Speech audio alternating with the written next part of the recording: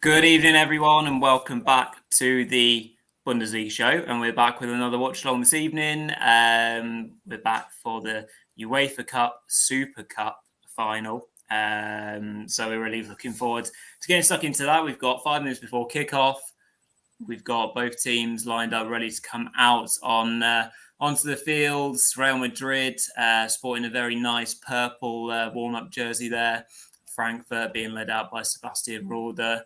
So we've got a rather ominous task this evening, Mark. We've got, obviously, we like to say the best of Germany, but they're going to be up against it. Shall we get our early match predictions in? We've already had one come in on the chat from Matteo, who said 4-1 Madrid. So probably quite hard to disagree with that.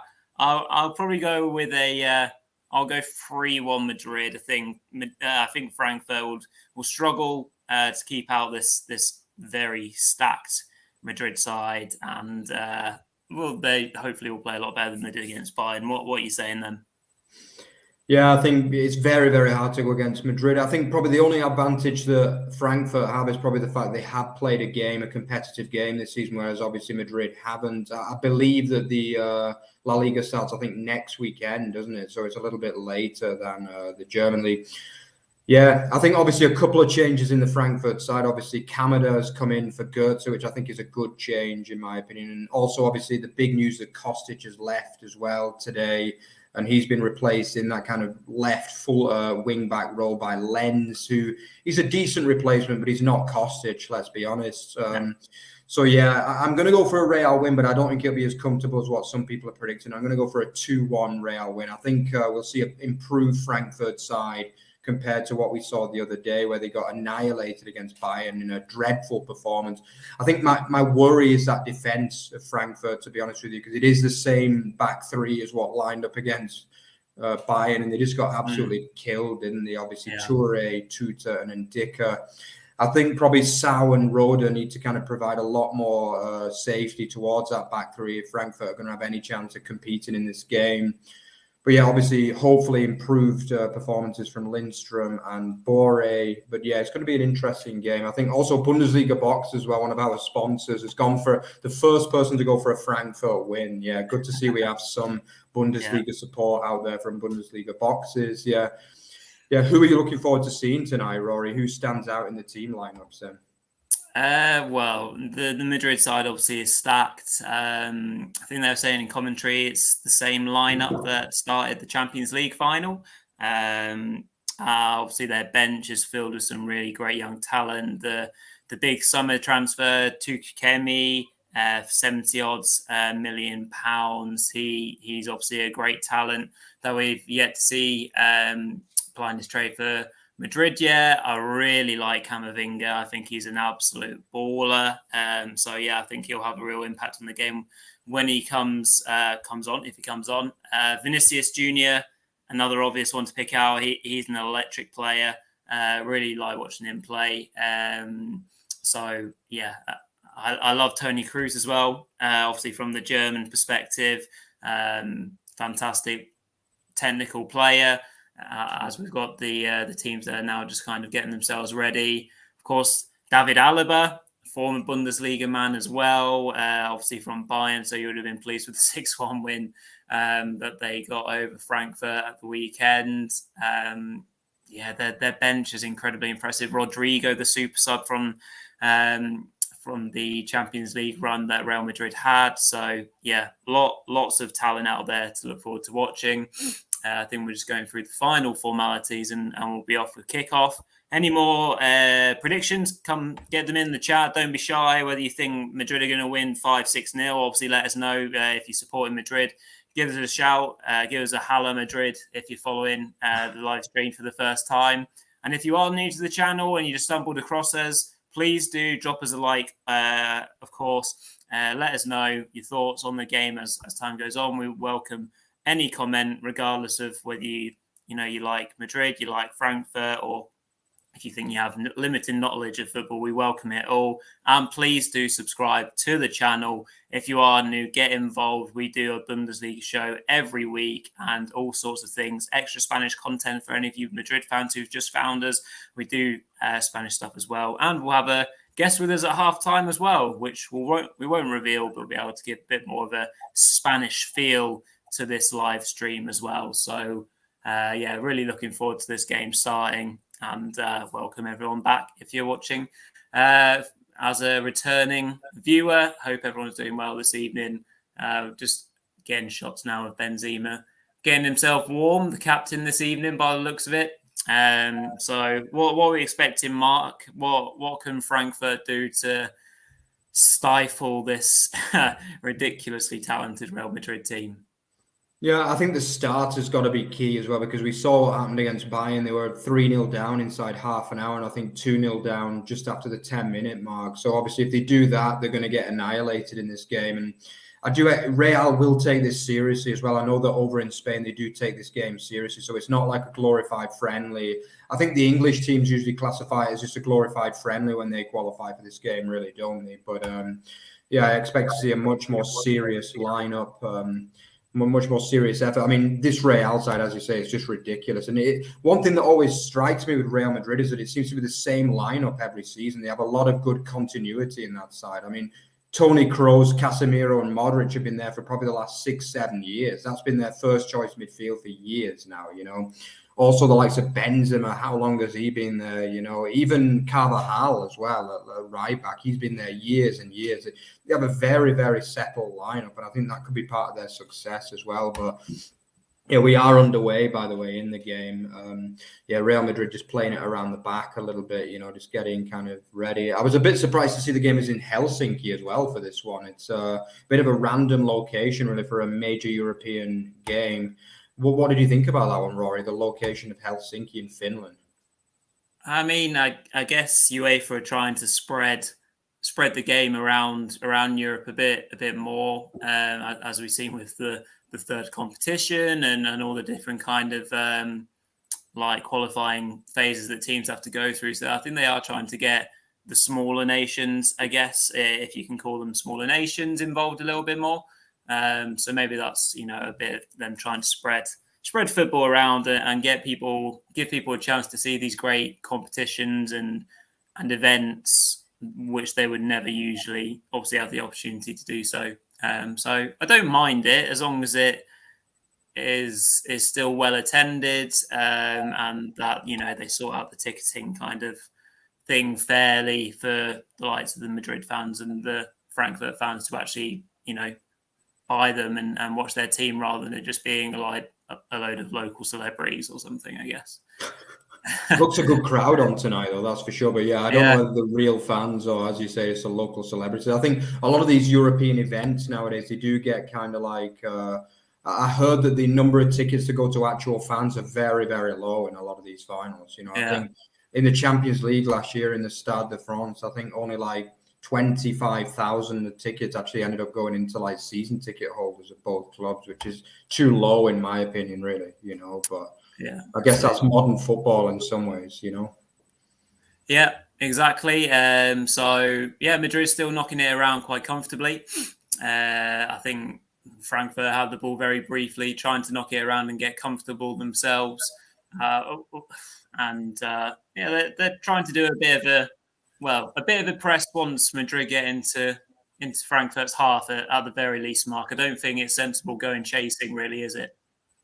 No, not really. It's been a very slow start, probably the first 3 minutes or so, actually, like literally nothing in terms of even a shot or even close to the goal so far. I think Real are probably dominating possession, as you would imagine. I think for Frankfurt, this game is going to be like, it's going to be a test of their defense, obviously going ahead in the Bundesliga, because, a lot of people have expressed a bit of concern really about this Frankfurt defense this season, especially after the first game, As I mentioned the other day, like Hinteregger retired, he was seen as like their kind of leader really at the back. And I'll be honest, they haven't really replaced him. They put quite a lot of faith in Torre, who was at the club last season as well, but didn't really do very much in truth. But are you a bit surprised to see him having been given a first team start so far this season, Rory? Or sorry, who's that, Mark? Torre, the centre half, Almami Torre. Are you surprised to see him as like the big replacement for Hinteregger, really? I am surprised they maybe haven't tried to reinforce that area a bit more. Obviously, they brought in that right back the right back Buta. Obviously, it's brilliant to see him in the team. So we've got Buta and Tuta, just for the pure comedy of it. So he, the way that they play, he might find it hard to get into the team because obviously at the moment they've got Ansgar Knauf playing as the right wing back, and he's been having a really big impact in that position. So much so that I'm actually surprised that Frankfurt managed to keep him on the books for another season on loan from Dortmund. I think he would have fit, the way he's playing would have fit really well into that team. So yeah, I'm a bit surprised. Obviously, Frankfurt they have done a lot of business really, haven't they? And we've got it going down on the bottom of the banner in terms of major incomings and outgoings. So we can look at that and obviously see that Hinteregger has obviously gone. He was one of the key players on their route to the final.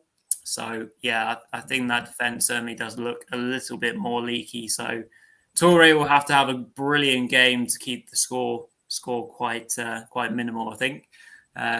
Just as Madrid are starting to build up a bit of momentum, but nothing in terms of final third action. They're just trying to play in Vinicius Jr. there down the Frankfurt right-hand side, but it's well cleared away by Trapp.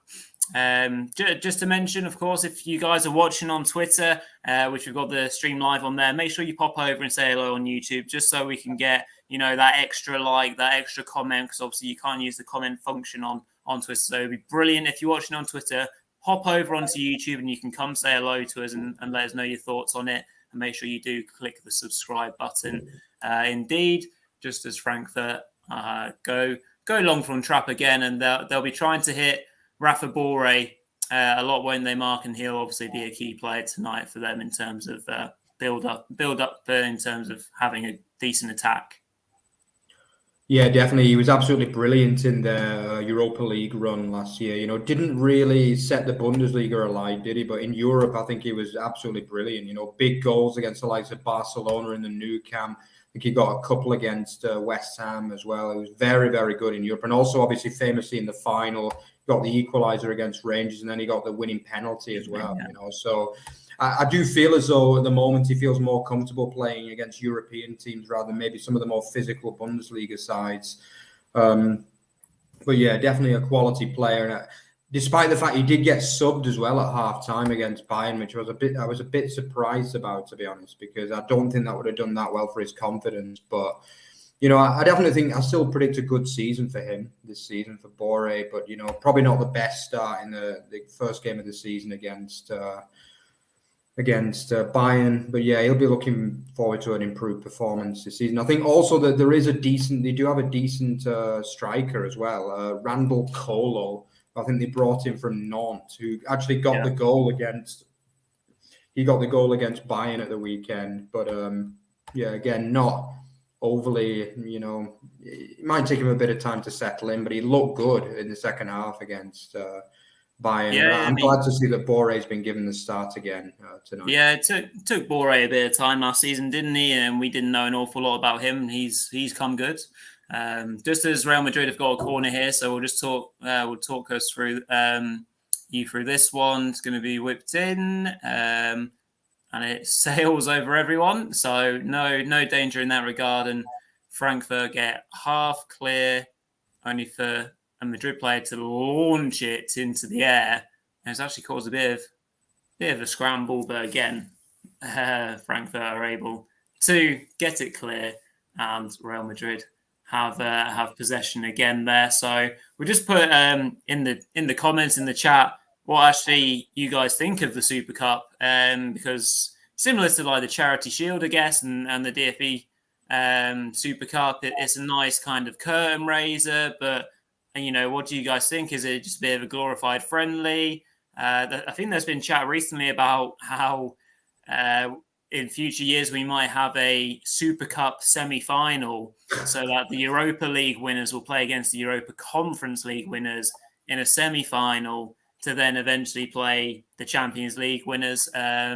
So yeah, let us know your thoughts on that. If you're opposed to that idea, or even opposed to the Super Cup in general, or you really like it just as another game of football to watch, do indeed let us know. What do you reckon, Mark? Just as Frankfurt trying to build up here and get through, got through the Madrid press there, and although that's a bit of a long ball for Boré to chase. So yeah, what do you reckon to the Super Cup and that kind of the idea around it? No, I'm a fan of it, to be honest. I think when I used to live in the UK, my kind of take on it is that in the UK we see it as a kind of glorified friendly, really, in many ways. But since I've come to Europe, I think it's taken a lot more seriously here, And I think Trapp mentioned in an interview just earlier this week, he said, it's a very prestigious event at the end of the day. It's not like they pick two random teams to play. These are basically the two best teams in Europe from last season, So these two teams deserve their moment in the sun, so to speak. And for Real, they're not strangers to this game. Do you know what I mean? Let's be honest. They've won. But I think maybe for them it's not as important. But for Frankfurt, this is a very, very prestigious event. It's the first time they've been in it since I think 1980. So it's 42 years, and Frankfurt are just so proud of the fact that they won that Europa League, and understandably so. I mean, they are just they're fans, and it's almost like the fans just love this team and will never stop loving this team because of what they did last season. It's I mean, even after the 6-1, they weren't getting much stick because they're the Europa League winning team, and the fans absolutely love this team. All of the players are like legends pretty much at the club. And I think even when Kostic left, Oliver Glasner said, you leave as a legend, basically. Don't forget that. You leave as a legend. And the fans have also been very understanding about him leaving as well, which is quite nice to see, because often we see when players leave a club, the fans are a little bit bitter, And Sure. I think it's a nice thing to see that the fans have really kind of respected Kostic, and he is moving to a bigger club at the end of the day, because Juventus is one of the European giants, I would say. Would you agree with that, Rory, or do you have? I was just going to add on that. Yeah, in regards to the Kostic move, particularly, I think there's an understanding around it because it's Juventus. If it was West Ham, I think there would have been a lot of different opinions. Obviously, no disrespect to West Ham, who are doing really well under Moyes. Just as Madrid is trying to get forward here, but Frankfurt under control and starting to put a foot on the ball, which is nice for their fans. They've already beaten their record. They're already 2-0 down, I think, by this point against Bayern. So they're doing significantly better, which is great. And they're trying to. There's a nice touch by Boré, and they're playing on. And I mean, we've had our first shot, but it's offside, and it was from Frankfurt, but it won't go down as a counted one. I guess I agree with what you say, Mark. It's not like obviously it's not like every day Frankfurt get to play Real Madrid. In fact, they've only played them once other than this time, and that was in 1960. And Real Madrid ran out 7-3 winners. So that was in the Champions League. So, I mean, a similar scoreline would be brilliant for us to watch. It might not be brilliant if Frankfurt are on the receiving end of it, mind. So I do catch your meaning in regards to that. Evening, Gary, tuning in, a regular of ours. Thanks very much. And Gary also a big fan of the Super Cup. So there's some positive feelings towards it, which is nice. UEFA don't often get much credit for the way that they run football. So it's good to have this competition just as a bit of a nice opening to the season before all the European competitions get properly underway. And Madrid going long with Alaba, and have found Benzema in the box here. He's being marshalled away, and Vinicius Junior will now have a run and will fall over. Doesn't look like he was trying to claim a penalty. And Frankfurt do enough to clear it. So they've got a much better defensive structure so far, haven't they, Mark, I would say. And we've got a lot of love for Frankfurt in the comments from Dan Green as well. So evening, Dan. Up the Frankfurt. I think we have to be a little bit biased as well, considering it's the Bundesliga show. Yeah, I think Toure, we mentioned him earlier in the game. I think he's done more in this game to impress me than he did in 90 minutes against Bayern, in truth. He had a bit of a nightmare. Great chance. Kamada. He's going to score. It's Rory, do you want to talk us through that, because you're a little bit ahead of me? Sorry to interrupt, mate. Just out of nowhere, some brilliant pressing by Ansgar Knalf down the right. I think he robbed Alaba of the ball, actually. Pushed it into Boré, and he released Kamada first time pass, and as you would have seen now, obviously Mark has to score. Has to score. This is the one problem with Daichi Kamada, and he's such a good player with the ball at his feet, but we always questioned his finishing, didn't we? That's always been the problem with Kamada, really. He likes to go for that side-footed finish rather than just putting his foot through it sometimes, do you know what I mean? And I think Courtois did well to read it. He made it look like an easier save than it probably was, you know, because he's got to make his mind up and decide where Kamada's going to go, do you know what I mean? And he makes it look easy, but it's a poor effort, really. He's clean through on goal, and he's got to be scoring at the end of the day. Big chance out for Frankfurt. Got to say, Real do look a little bit rusty at the back so far. Obviously, the defence was considered almost legendary in their run-up to the Champions League win last year, wasn't it? This centre-half partnership of Militao and Alaba worked very, very well for them, especially in the final. That was just a clinic of defence, really. And also, obviously, Courtois was amazing as well in that game. But yeah, they've not looked quite as sharp so far tonight. So Frankfurt have grown in confidence. They've survived the first 15 minutes of the game.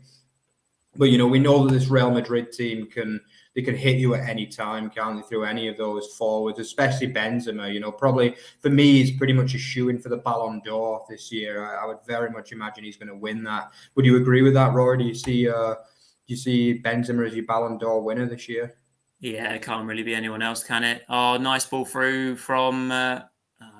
didn't see quite who it was on my screen, but it was Mendy going through. But Trapp was well out there and well aware of the danger to deny a goal-scoring opportunity as Frankfurt just kick off. But yeah, Benzema for me, I think is only fair the impact they had on the team, scoring such important goals in the Champions League and indeed in La Liga. So yeah, for me, it's a dead cert. Frankfurt, coming forward nicely there, but it was a pretty poor pass by So, I think it was, or Sao. But Frankfurt retained the ball again. So they are starting to get into this, Frankfurt. And yeah, we've not had, unfortunately, any goals to bring you guys yet on our watch along. I think this is the fourth or fifth one that we've done, Mark. But yeah, I'm sure we're going to be getting some goal mouth action very soon. The DFB Super Cup was a slow burner, and we got 8 goals in that, didn't we? So there's still plenty of time as Madrid come down the right-hand side. Great chance here, Benzema. Oh, it's Vinicius Jr. and it's cleared off the line by Tuta. Well, I'm a little bit behind there, but it's just about to come for me, I think. Yeah, Tuta's had a decent start to the game, though, actually. But yeah, that kind of proves what Real can do. Do you know what I mean? They can just turn it on at any time, and it's a great clearance. I mean, it's a big. Yeah, it looks as though it's going to be a goal all the way, that, doesn't it? But it's a great anticipation as well from Tuta. He realizes what Vinicius Jr. is going to do, and he makes a really good kind of sliding clearance off the line. So I think it's Valverde, quite an underrated player, Valverde, who kind of makes the move along the side. I think he was one of the kind of big success stories of last season for Real Madrid. I believe he's from the youth system. I guess our guest at halftime can probably give us a bit more information on that. But I believe he's from the Real youth system, Valverde. But yeah, he looks pretty good. Have you been impressed with him so far, Rory?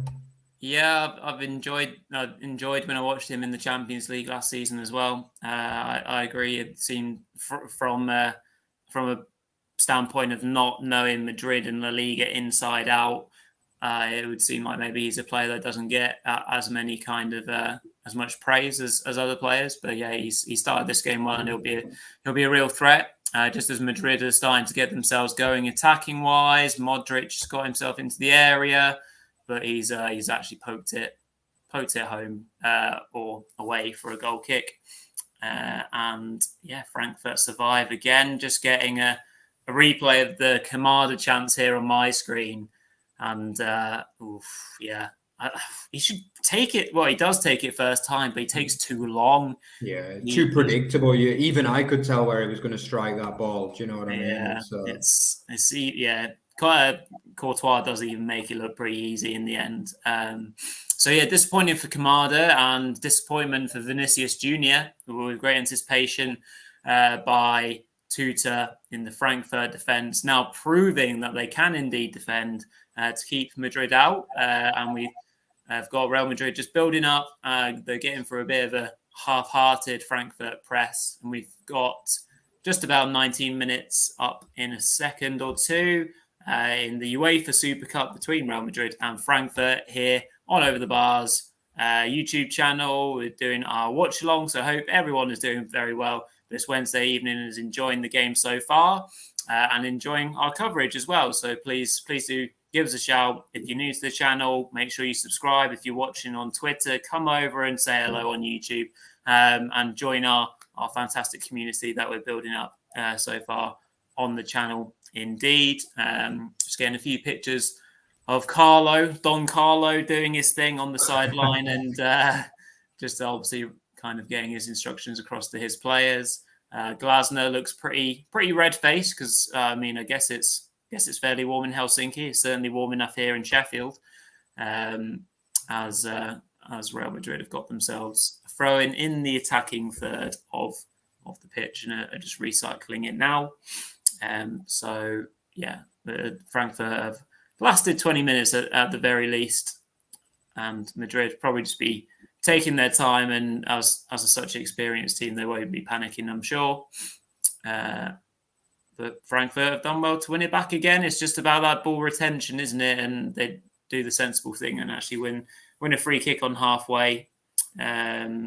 So we've obviously got a Frankfurt free kick, and it can give them a chance to kind of load up the box. It's good play from Bore, actually, just kind of taking the foul there. So what have you made of it so far, Mark? Just kind of standard sort of pattern. Frankfurt doing what they need to do defensively, which they weren't doing against Bayern, and they'll be building up their confidence as this game goes on, as long as it stays 0-0. Yeah, I think both sides will be relatively happy with the start, really. I mean, obviously, both sides probably should have a goal on the card. It probably should be 1-1, really, with obviously Kamadar's miss and then obviously the clearance off the line, which was, pretty unlucky, really, from Vinicius Junior. But yeah, I think probably Frankfurt have been slightly better because obviously, most people are predicting Real. I think they seem to have a more clear game plan. I think probably Real Madrid are going to dominate possession because, with that midfield, you're going to dominate possession against most sides, let's be honest.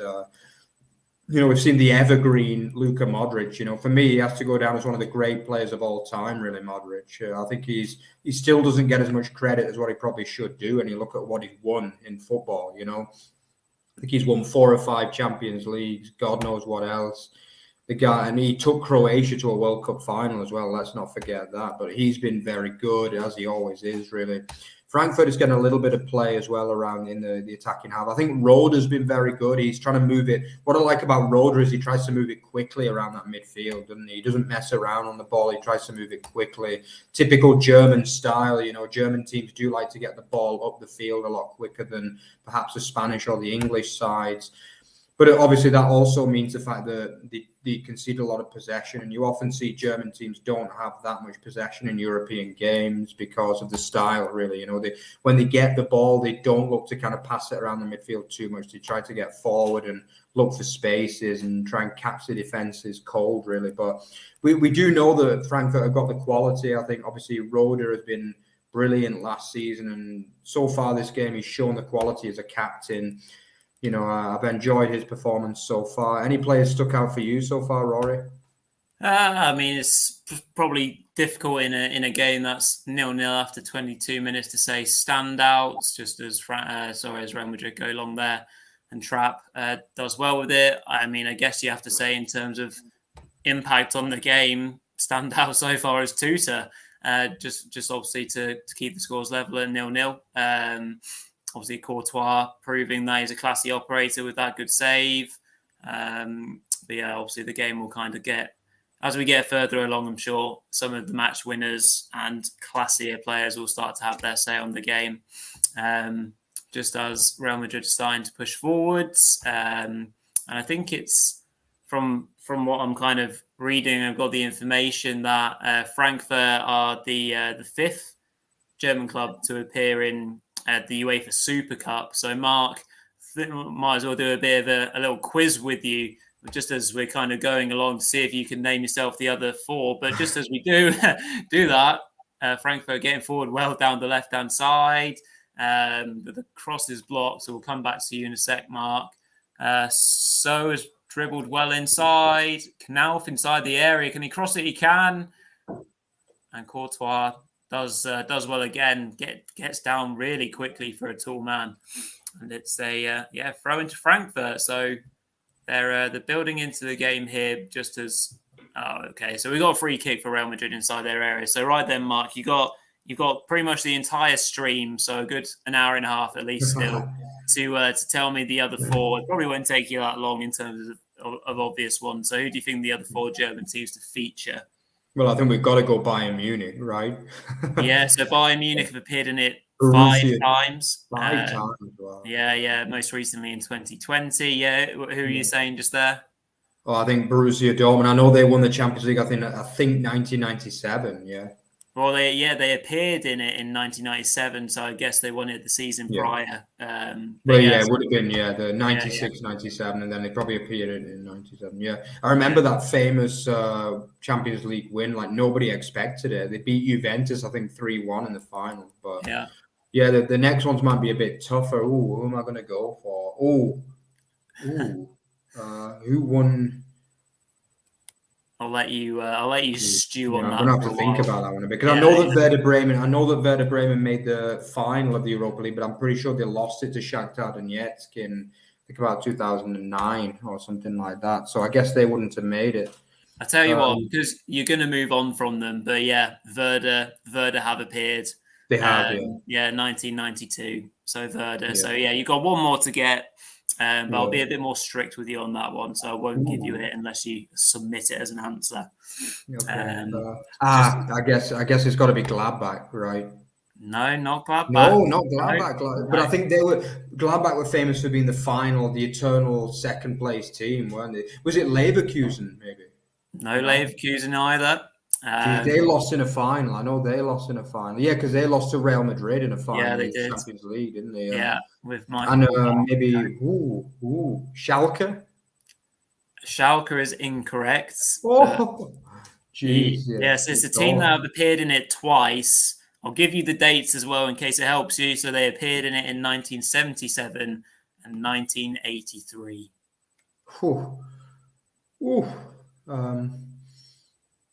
I think I got it. Hamburg.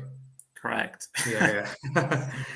I know Hamburg had that kind of glory period around that time, and they picked up a big fan base around. And I remember they even had the British legend Kevin Keegan amongst the ranks for one of those successes, I think, as well. Yeah. But let's be honest, it's been a good while since Hamburg really did anything, and they've been stuck in the doldrums of the Zweite Bundesliga for like the last 4 or 5 years now. So. Yeah, exactly. So good guesses there. To be fair, and didn't take you very long at all. So I'll have to come up with another quiz in a little while for you. Yeah, good quiz. Nice one. Yeah, just back to the game. 27 minutes in here. Ooh, ouch! That looked like that might have hurt. 2 players looked like it was Lenz and Carvajal going up for the header. Although Carvajal's just bounced straight back up. We're going to have a bit of stoppage in play here as well. Brave header by both of them, actually, both unsighted. Lenz, obviously, we were wanting to make a real impact as the direct replacement for Kostic in the team tonight. So he's a great chance to, impress Ollie Glasner this evening. So got a bit of a stoppage in play here.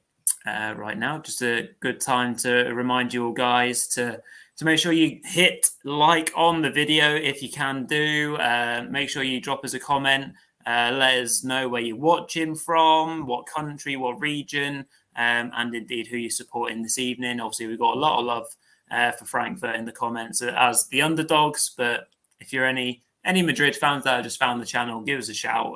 It'd be brilliant for you to say hi to us, and please do indeed subscribe to the channel to help us along the way. We're starting to pick up some nice new subscribers now, which is brilliant. So we really welcome people to our community, and I hope that you enjoy watching all the content that's coming out on Over the Bar at the moment. We're trying to do more and more and more.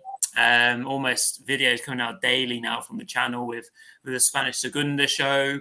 Obviously, the Football League World show. We've got obviously our 2 shows a week. So there's all sorts of coming from over the bar right at the moment. So hope you are enjoying our early coverage of the season. Just as Benzema seems to look like he was getting the better of Tuta there, but it goes out for a goal kick.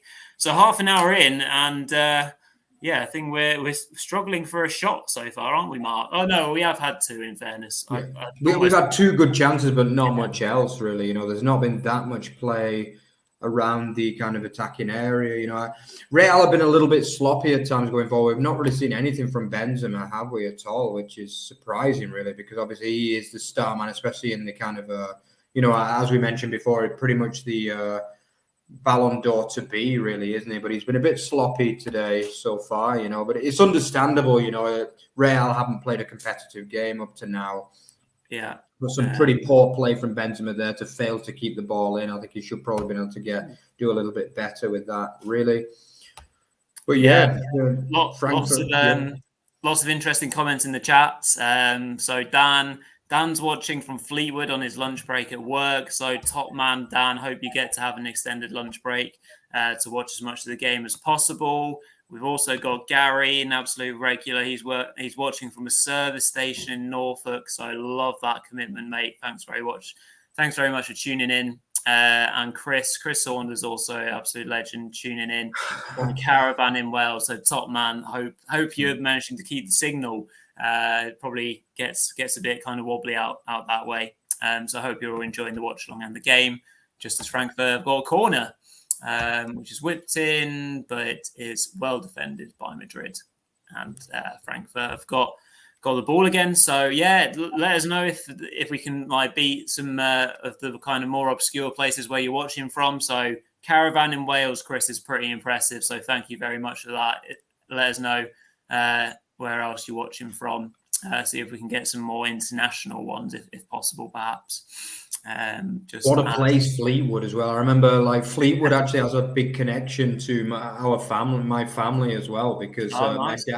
my dad, I don't know if you know the sport, Rory, or the viewers, but he's a crown green bowler. Do you know that sport, crown green bowls? And they have a big bowling competition in Fleetwood. Yeah. So when I was a kid, we used to go there for 3 or 4 days every summer. When I was a kid in the school holidays, I used to go to Fleetwood every single year without fail. Yeah, so I know the town quite well. We used to rent a kind of B&B along the seafront, you know. But great place, great memories from Fleetwood. Have you ever been there, Rory, as well, to Fleetwood? Can't say that I have been. So I'll have to get down there for the crown bowls. It's not lawn bowls, is it? Lawn bowls. No, up north we play crown green. Yeah, that's for the Southerners, lawn bowls. Yeah. Oh, there you go. Crown green is like a different game. Yeah, it's not where they wear whites and all that. They wear just normal. They wear normal clothes, but it's similar. It's a similar kind of game. Yeah, but it's a different.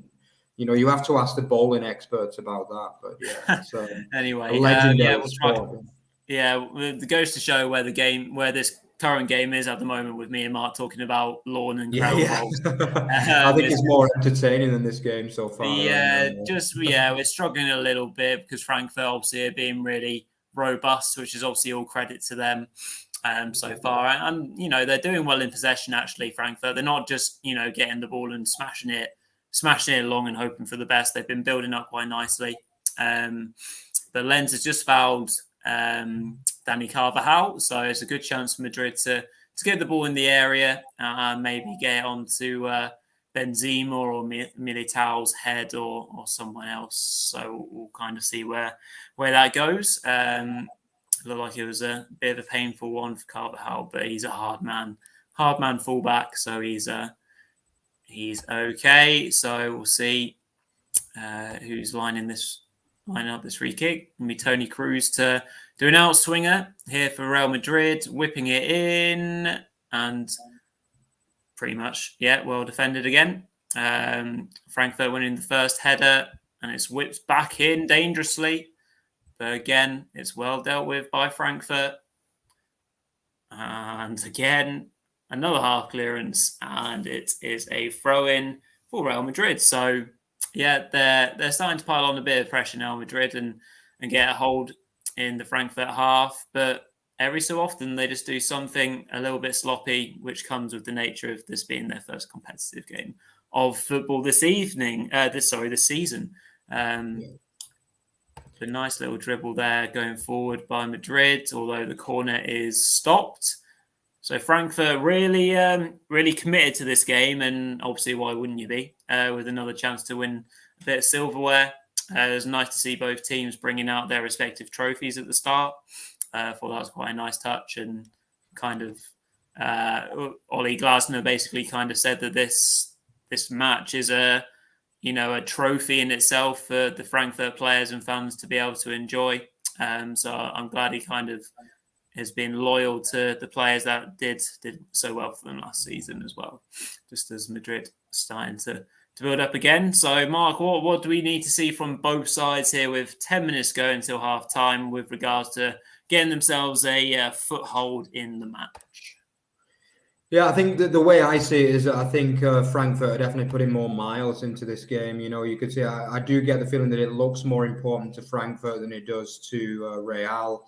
Real, I think, I always get the feeling if they really want to in this game, they could probably notch it up another couple of kind of levels, because they have been a little bit lethargic. But I think Frankfurt, you'd probably say, they probably had 2 chances to Real's 1. So they'll probably be slightly the happier side, really. I think other than that one chance that Real created, they've done absolutely nothing in front of goal, really. They've not even had a single shot in anger other than that one, which could easily have ended up being a goal if it wasn't for Tutor's excellent defending, it has to be said. But I think Frankfurt, they look up for this, and, they've got to 35 plus minutes, and they're probably quite confident as things stand.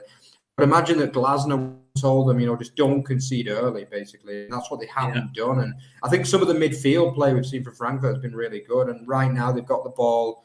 Oh, well, he's just offside, unfortunately, though. Yeah, that's the only problem. They have had a few. I think Lindstrom's been offside a couple of times in good positions. But yeah, especially the 2 players that probably impressed me the most, have probably been Tutor, as you said before. And I also think that Frankfurt midfield, especially Rode, has been really, really good, but industrious in midfield. Some of the passing out of the back from Real has been a bit sloppy as well, and it's just overhit there. I think it was it Rode who overhit it there, and it's just gone out of play.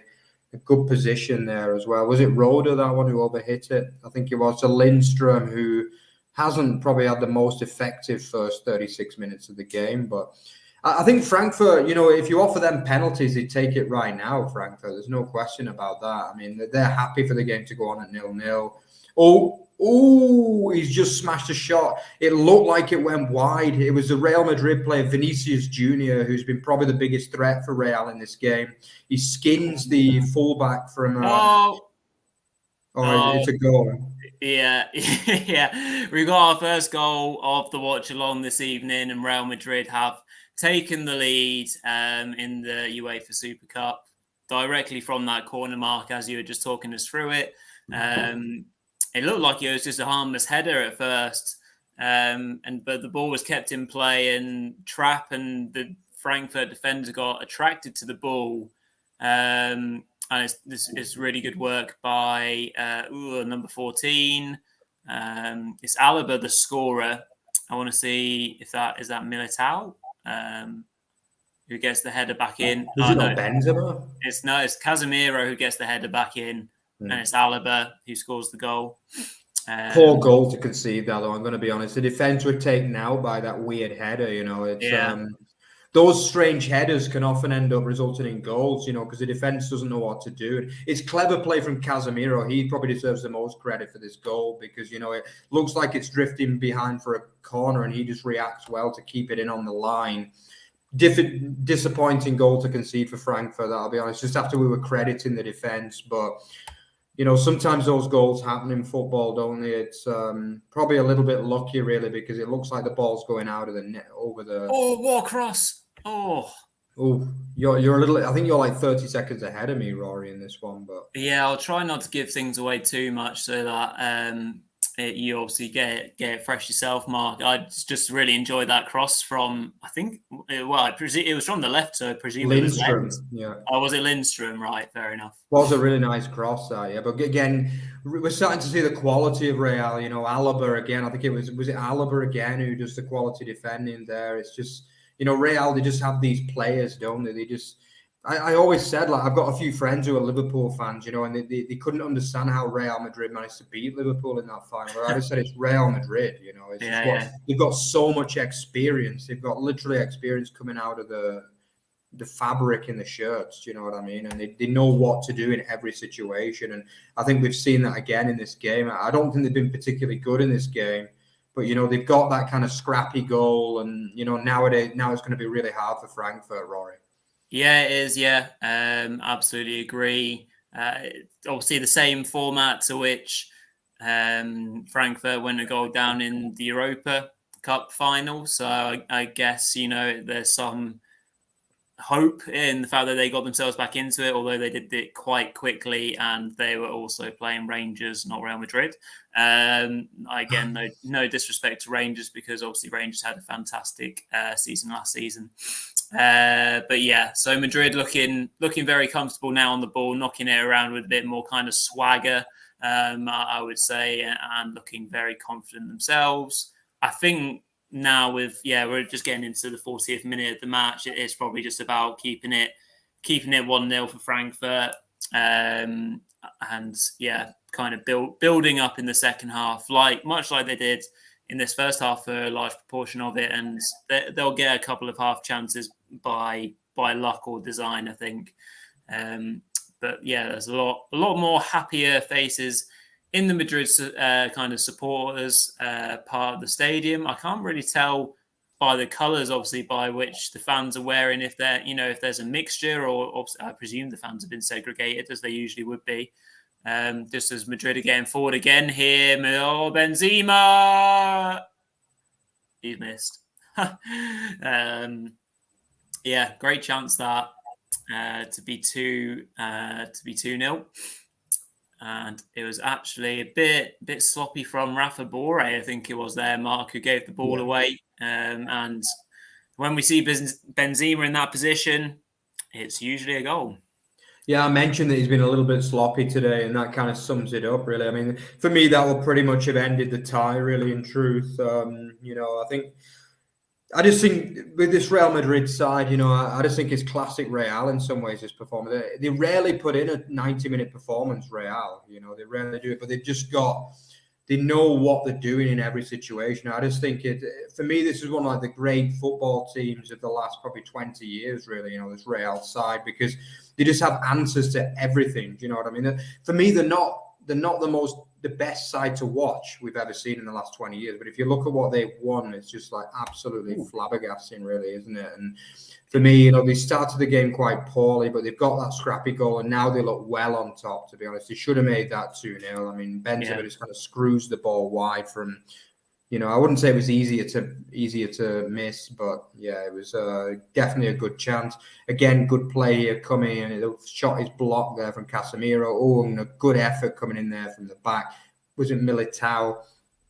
Oh no, it was Casemiro who had the final effort.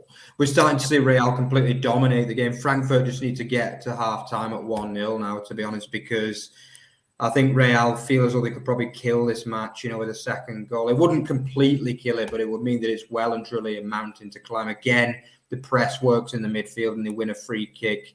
Not quite in shooting distance, but yeah, Tuta's starting to struggle a little bit. Vinicius Jr., probably one of the stars from their Champions League winning side last year, is starting to really play well now, winning a good free kick there. Glides past players, doesn't he? So quick and he does. To be honest, I never really rated him until last season. I always thought he was a bit of a kind of one-trick pony, but last season I thought he was great.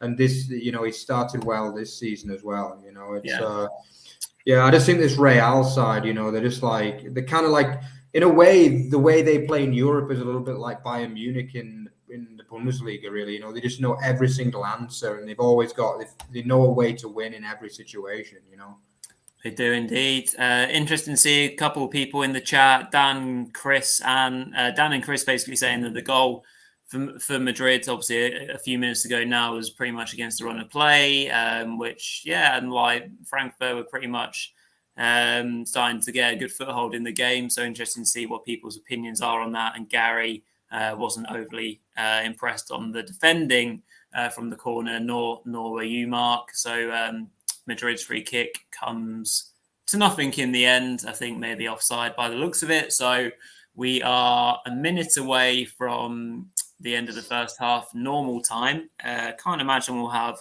tons and tons of added on time. Benzema was absolutely miles offside there. Obviously halftime, kind of our halftime show, if you want to call it. We do have a guest, and he is a Spanish expert. So do make sure that you hang around at halftime. Make your drink, make your cup of tea, whatever it is, nice and quick, so that you can join us for that. We'll be chatting a bit more about Madrid and kind of obviously what we've seen from them in the game so far as well with our guest, who obviously will be bringing into the show as soon as the halftime whistle goes. Frankfurt just doing a bit more of an intense press there, forcing Courtois to go long. Although Madrid get themselves the ball anyway, although Frankfurt, the ball's going everywhere here. Very hard to commentate on that. But basically, in the end, it's ended up with Mendy on the ball, and Madrid have possession. We've got a minute of added on time here, Mark. So do you want to kind of just talk us through until we get to half time? Yeah, absolutely. It looks as though Frankfurt are going to get in at 1-0, doesn't it? Which I think they'd be quite happy with, really, because the last probably, 10, 15 minutes, Real have just been absolutely pouring down under the pressure. We've really seen the class of Real Madrid, especially Casemiro dominating that midfield, Modric playing well, Vinicius Jr. getting involved as well. I think, obviously, Frankfurt, I wouldn't say they look tired, but, they have done a lot of running. I haven't seen the official statistics, but I think that obviously Real have had the vast majority of the ball. I would imagine at least 65% possession as things stand, So they've had to do a lot of running. They'll enjoy that 15-minute break, that's for sure. Yeah, I think obviously on my screen right now, it's just Real with the ball in midfield, across to Carvajal.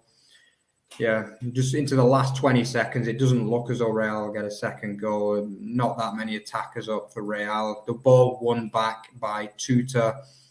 So, yeah, it looks as though we're going to get to half-time. Just a few seconds there with Frankfurt looking to build an attack, but it doesn't look as though there'll be time to get the ball further forward enough. So, it is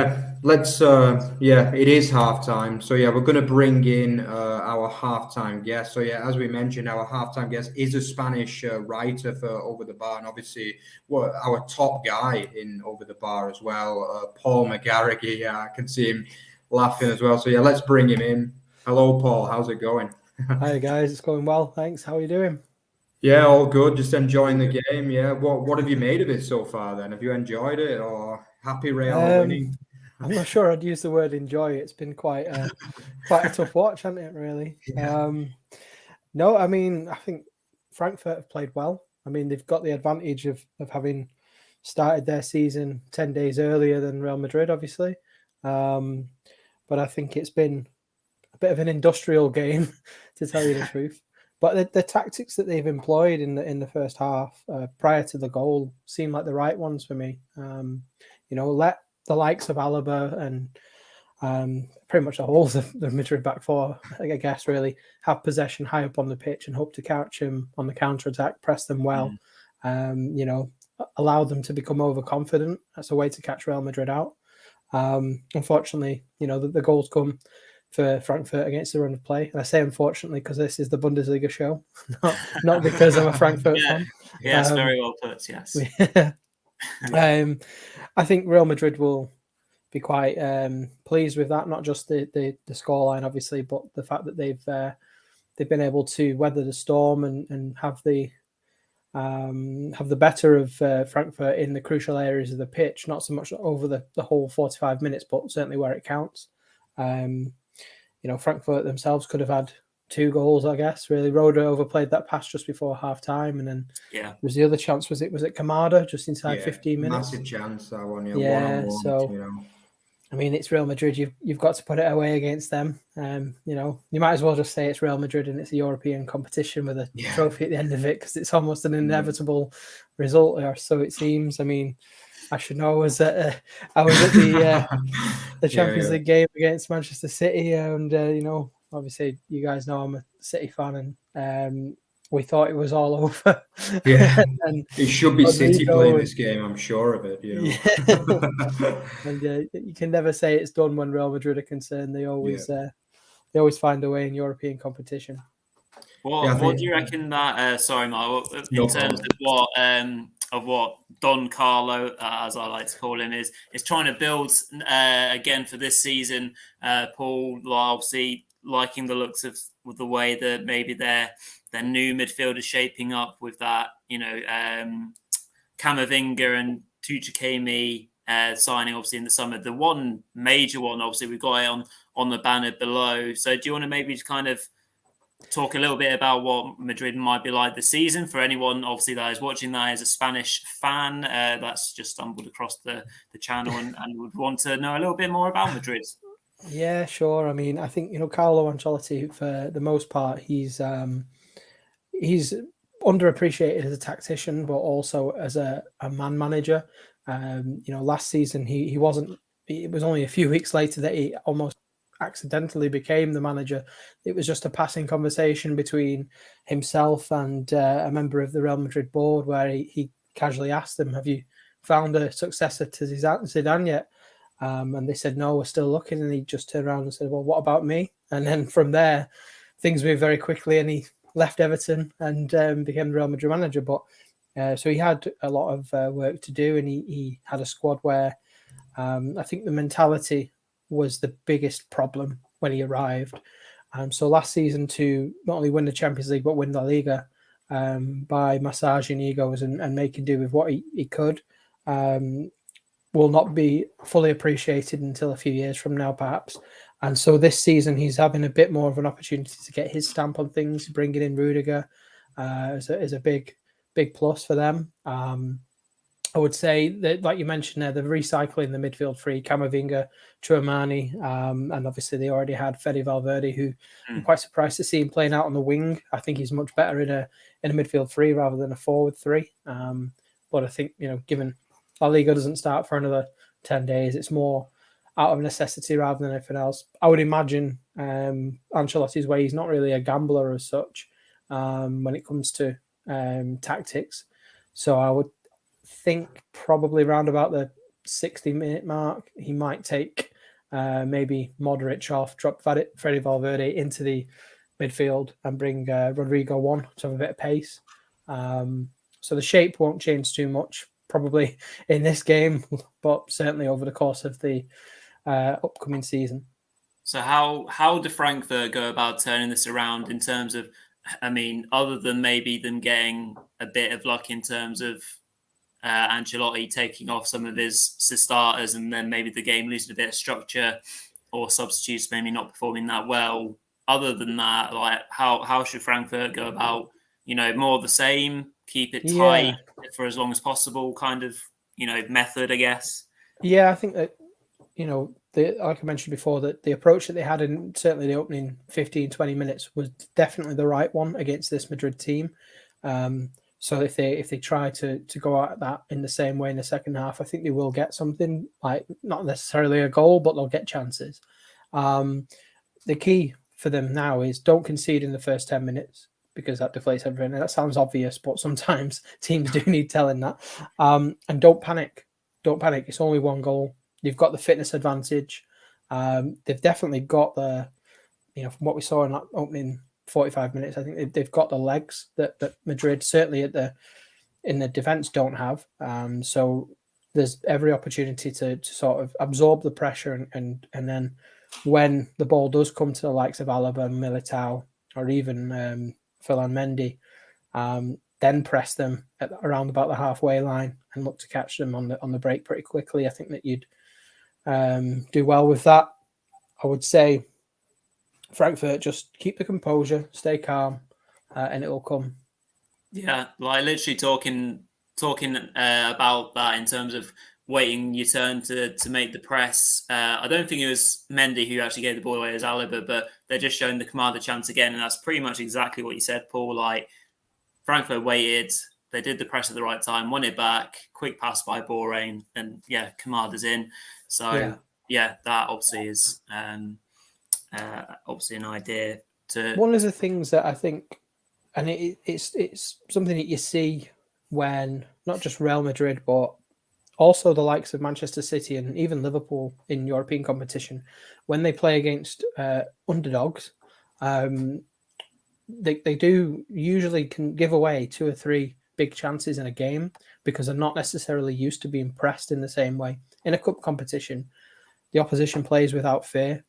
Frankfurt got nothing to lose. So if you throw everything at the likes of Alaba, Militao, Mendy, Carvajal, for the most part, they're not used to being pressed because they don't get that week in, week out because Real Madrid are so dominant against the opposition in Spain. They have the majority of the possession more often than not. So if you get at their throats at the right points on the pitch, you can really do some damage. It takes some of these players by surprise.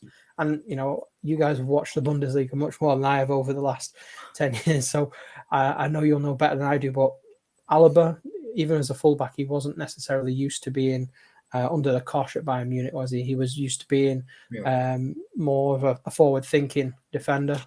So you can catch them by surprise. They allow them to become overconfident. Yeah, and which players have impressed you from Frankfurt? Because obviously, I mean, I know you're mostly a Premier League and La Liga watcher, and you don't watch obviously the Bundesliga too much. But which players have kind of stood out for you? Which players can you see maybe at one of the top sides over in the La Liga? Which anyone that kind of stands out? One thing that did impress me was Tutor's goal line block. I thought, wow, and if you watch where his starting position was when the ball comes into the box as well. Great bit of defending there, but I think if Kamada was a bit more clinical, maybe could go a bit further. Rode has been around the block, hasn't he? And like with Lindstrom as well. So I mean, I think there's talent there. I haven't seen enough to make me think that there's any sort of top 4 Premier League talent in that. And I'm not being dismissive or anything like that. It's not been a great game of football to exhibit the skill. Do you know what I mean? The game of football that we're seeing so far doesn't do these players justice, perhaps. But I think this Frankfurt, their quality lies in their ability to work well as a unit, and you get that with German teams. I can remember.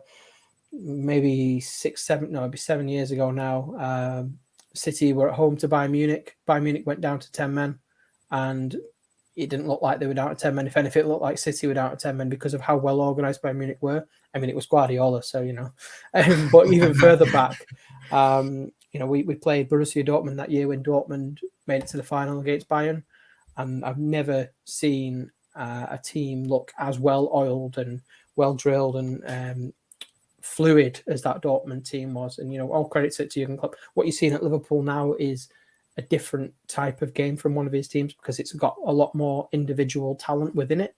And the way that they set up, they play to the strengths of the talent within that. Whereas his Dortmund team was more of a collective effort, and it was every player knew what each other's jobs was. So if one of them was quite out of position, the other would drop back and pick it up. And, I think that really is something that you can apply to the vast majority of the top sides in Germany, if I'm honest. Very good. And then just to close, just kind of talk to us a little bit about your thoughts with regards to Madrid's summer signings, incomings, and indeed outgoings. Obviously, we've got it going on the banner below. Obviously, the big one, as we've already mentioned, Tuchel from Monaco, and obviously Rudiger on a free transfer. So obviously those two make sense. So obviously run us through those two a little bit first, and then obviously what your thoughts on the players that have left the club. Yeah, so Tchouaméni is one for the future, but he'll get a lot more minutes than perhaps people anticipate this season because Madrid are going to try to win La Liga. They're going to try to win the Champions League, and I would expect that Carlo Ancelotti might have another crack at the Copa del Rey as well. So there'll be 3 competitions to really push for. And Modric is, he is aging like a fine wine, but he's aging. There's no two ways about it. Likewise, Cruz, I don't think he had the best of the season last time out. So Tchouameni and Camavinga will play a bit more. Same with Fede Valverde. Rudiger was out of necessity, really. They'd lost the leaders in the dressing room in Ramos, and obviously Varane went to Manchester United as well. But economically, those moves made sense. So Rudiger coming in as a unit and a good partner for Alaba, I think he'll be straight into the team. So I feel sorry for Militao, if anything, because he had a good season. But Rudiger is an upgrade. Madrid are still sore, though, because missing out on Mbappe was a real punch in the nose for them. They genuinely thought he was coming. The president had it in his mind that it was a done deal. And they need that marquee signing in some ways to appease people. I don't think they're done, actually. I think they might make another move in the transfer window. It could be a surprise move. There is also, I could say on the way of outgoings, this is, I don't know if it's known, but it's known to me and people I know in Spain that Madrid are on their, it's on their book to try and move the likes of Asensio on, and maybe one or two others. In terms of Eden Hazard, Madrid were desperate for the likes of Newcastle United to come in and take Hazard off their books. Again, I don't know if that is public knowledge, but there you go. Exclusive for us here. OTB. Bomber exclusive, it's they wanted somebody to come in and take him off their hands because he's been a flop, really, and he's taken up a huge chunk of wages which they could invest elsewhere. And Madrid have also, they're paying for stadium upgrades ongoing. So I don't think they're done in the window, but I think it's probably not been the summer that they had hoped for. Yeah, well, seeing only one player costs Madrid money in a summer window is amazing, really. When I was doing my research for this and I only saw the 2 names, I was like, am I reading this right? And it didn't seem right, but yeah. So there you go, quite interesting, and they have lost. They've got rid, obviously, players that they wanted to get off the wage bill, interestingly enough.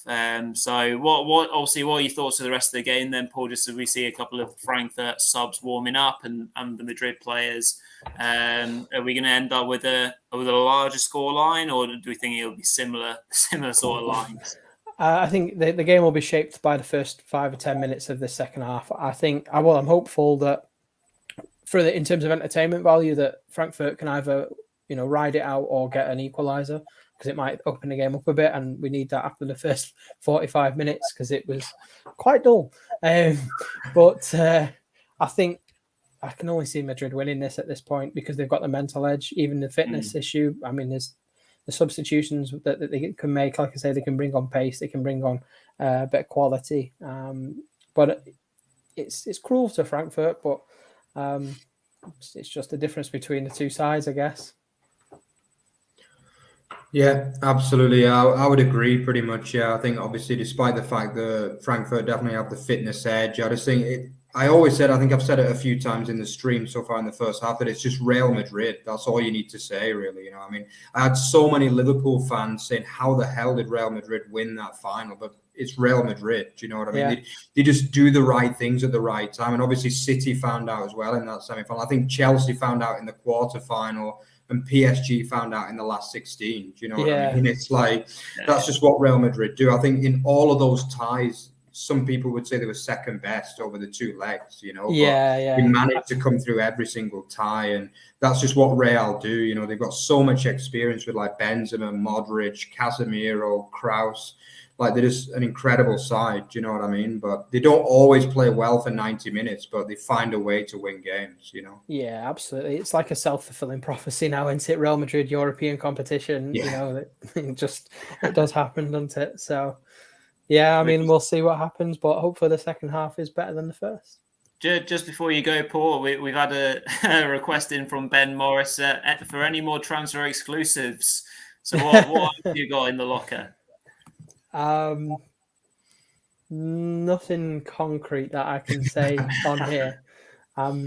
There might be a couple of articles at the start of next week with some news. Not all of it relating to Spanish football. I do have. Who's going to Wigan? That's what we all want to know. Where are Wigan sources are not that good? We've only brought in 2 players on loan. What's happened? Your guess is as good as mine, there, mate. I can. We'll see if I can put something in an article. I would say that there is still business to be done for Real Madrid, like I've mentioned. There is some business to be done for Real Betis. Real Mallorca are not finished in the window. Manchester City are not finished in the transfer window. Manchester United are going to get started soon in the transfer window. I'm sure they'll start to make a few scouting reports here and there for sure. Yeah. Arnautovic, top of the list, I know.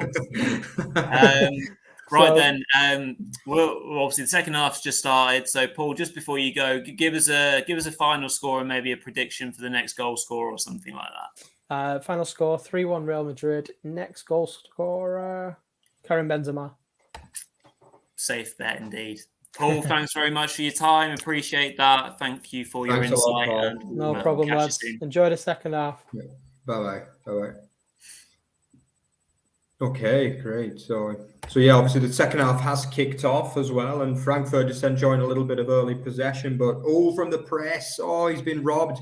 I think it's Tuta been robbed, but a terrible pass there from, I think it was Vinny Jr., was it? He messed it up big time. Yeah. I think if he'd played the right pass, it would have been big trouble for Frankfurt there inside the first minute of the second half.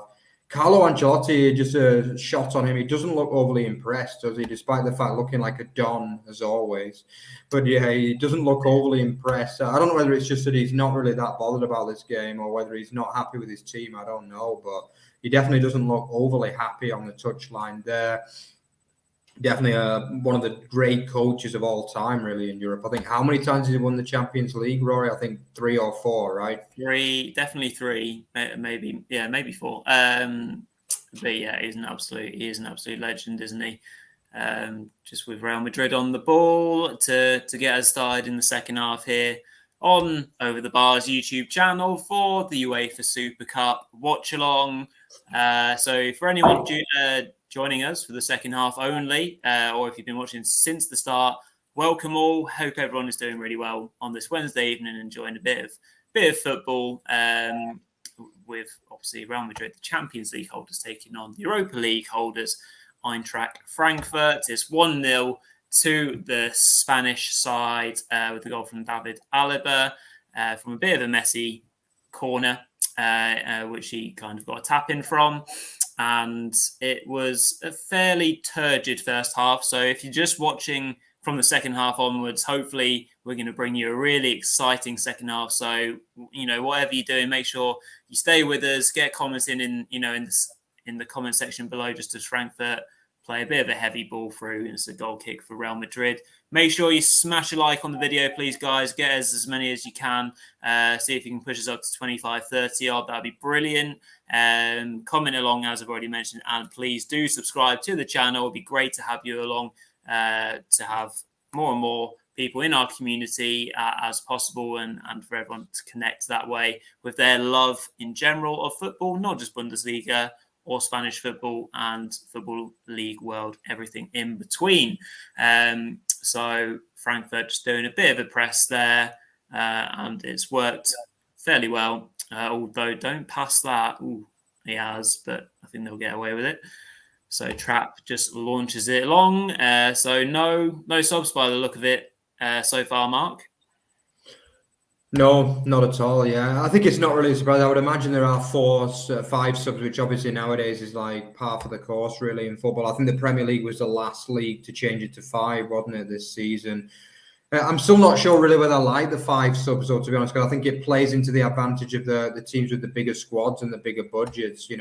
I do consider myself a little bit of the purist at times when it comes to football. And, I actually thought the 3 subs was plenty sufficient, really. What would you say, Rory, on that? Would you say 3 subs is sufficient, or do you think 5 is better?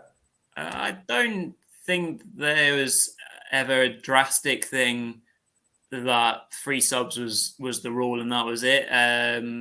but I guess it seems like there's more football than there ever was, and it seems to be like done at a quicker rate, more matches. But these players, obviously these players are athletes, so I think 3 would have been fine to carry on with. But that obviously, football, like every sport, is an evolving thing, and there will be changes throughout the years. So 5 subs is what we'll be with for a while longer. I guess it gives managers an extra chance to kind of make the impact on a game. So obviously, if Frankfurt can bring on a 4th and a 5th substitute and they score an equaliser, then brilliant. Then that's great for us.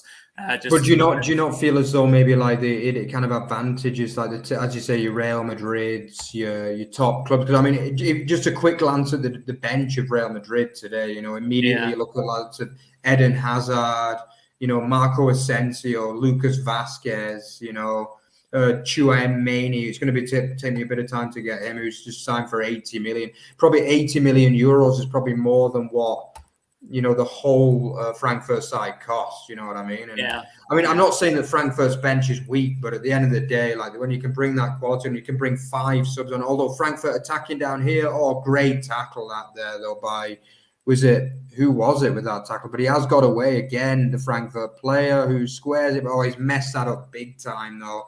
Again, a big chance there, really, but he never really looks comfortable. Was it Boré that? But he never looks comfortable there at all for me. I think I presumed it was Lindstrom. Lindstrom it was. Yeah, it was Lindstrom. Yeah, he's not had the best game. Probably not the best start to the season. Actually, he was quite poor against Bayern the other day too. But he didn't look comfortable with that. He should have been able to get the ball into the area at least there. And who knows whether Boré could have put the ball away, but. Yeah, just about the subs. It's not that Frankfurt subs are bad. It's just that like Reals are better, basically. Do you know what I mean? And as you say, when you can bring 5 subs off the bench, I think it's not only like a team like Real Madrid, but even if you look at the Premier League, with the big 6, teams like Liverpool, United, City, they have much deeper benches. If you look at the likes of Brighton, I looked at their bench the other day, and a lot of the players were like youth players on the bench. Do you know what I mean? They don't have that strength in depth, a lot of the smaller teams. You know what I mean? So, Rory, do you not think it does give an advantage to maybe the more established elite in football? Well, yeah, it clearly does. With regards to, it's night and day, the Real Madrid bench compared to the Frankfurt bench, isn't it? And that's not being horrible to any players on the bench for Frankfurt. It's, it's just the way things are. So I get what your point is. Be interesting to see what everyone that's watching, what do you reckon? 3 subs or 5? Pop it in the comments. Let us know what you prefer. I'm not overly fussed either way around, but I think that with 5, it gives the younger players at least a chance to prove themselves. But I completely get your point, Mark, and it often has and will have an impact on the outcome of the game. Like in the Bundesliga, Bayern can make those 4th and 5th substitutions like Gravenberch or Mazraoui or Sane, who's often comes off the bench to make an impact, or Kingsley Coman. Like that is different to bringing on like Kolo Muani, who's just signed for Frankfurt, who we know nothing about really from he's come from France, and obviously they got Alario on the bench, who's a good player. Hauge, good. So it's not a weak defense by any means, but it's not a weak bench by any means. I'm surprised we've not seen Alario yet in a Frankfurt shirt, because I thought it would have come on at some point the other day, but maybe he's carrying a knock. I don't know, but I think he was, for me, the best signing they made in the summer. I think he's a good player, Alario, and I think he should have probably got more game time for Leverkusen. But the problem is they have Paddy Schick, don't they? So I mean, not going to get in the team ahead of them. But I think he's a good centre forward, Alario. I mean, I think he's a classic example of a good way of strengthening your squad, really, isn't he, Alario? I think. Yeah, and you would have imagined that he was signed, and given certain promises with regards to how much he'd play. But here come Madrid down the left with Mendy. His cross goes all the way through. Trapp makes the save, and it's scrambled clear. So here's for Lucas Alario to come off and be a super sub. Let's say it right now, and it will happen, I'm sure, as Madrid are coming forward. Lots of love for Paul in the comments. So there we go. We'll have to feedback that back to him if he's not watching at the moment. Make sure you comment if you are watching, Paul, and let the guys know where to find more of your content and your stuff, which is brilliant. Here come Madrid again, just starting to create a bit of momentum again, Madrid. But here's Kamada on the ball. Good turn to get out of trouble, and they work it down the right-hand side here, but Lindstrom does too much and is unfortunately dispossessed. So we are with 55 minutes in, so we've still got a big proportion of the second half to go. So just 10 minutes in, 35 to go. So 35 minutes for Frankfurt to turn things around in the UEFA Super Cup against Real Madrid. They're only a goal down. So hopefully we can get some more goals for you guys that are watching. So thank you very much for tuning in with us, and make sure that you spread the word and let everyone else know, your friends, your family, that we're doing this tonight and that we're doing lots of watch-alongs so that they get to enjoy it as well. Madrid getting out of the Frankfurt press really impressively there, and they're starting to look rather confident again, Mark. Yeah, that's for sure. They are. They've been the better side in the second half, haven't they? Like pretty close to getting that second goal just before. Remember, just a reminder, guys, if you enjoyed what you saw of Paul, he is a La Liga expert, and yeah, if you're interested, yeah, you can see him on here. I think he told me that he's going to be doing more and more stuff as well on La Liga on the channel. I think it's been something that's been asked for a lot on our kind of streams and also on Dave's. People want to see more of him on La Liga, yeah. But yeah, you can also look at the La Liga Lowdown podcast and also the Mallorca one. Yeah, if anyone knows the name Paul, maybe if you're watching as well, you can comment with the name of your Mallorca podcast. Well, I know that you do it, but yeah, I don't know the exact name, unfortunately. But yeah, quite a few people looking for your stuff there. Yeah, you can also see him on Dan Tracy's I don't know if it means Real Football Cast or Real Football Cast. But yeah, whatever it is, yeah, check him out on that as well and check out the stuff, because we want to help other channels grow as well as ours, that's for sure. We're not too selfish, that's for sure. But yeah, check out Paul's stuff, yeah. Right, a bit more love for Paul as well. Paul's sound, his writing is always to the point. Yeah, I'm going to take this off because Paul's going to be getting too big. Yeah, no, it's going to turn into the McGarrigy show. Terrible.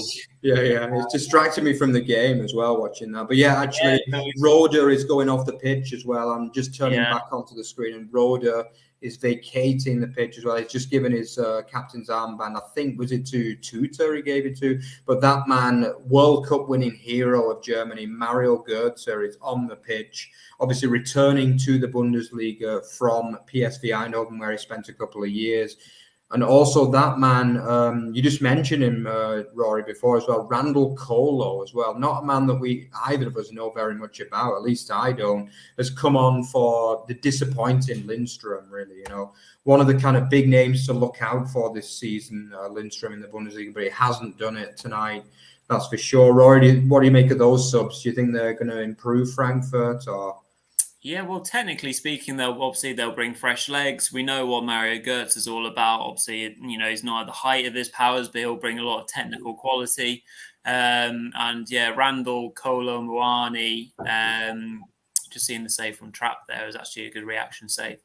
It looks like obviously he can play in a slightly different position to what Boré would play as, so not as a centre forward directly. But as kind of as a forward, as a part of the forward three, although he was looking fairly central just there.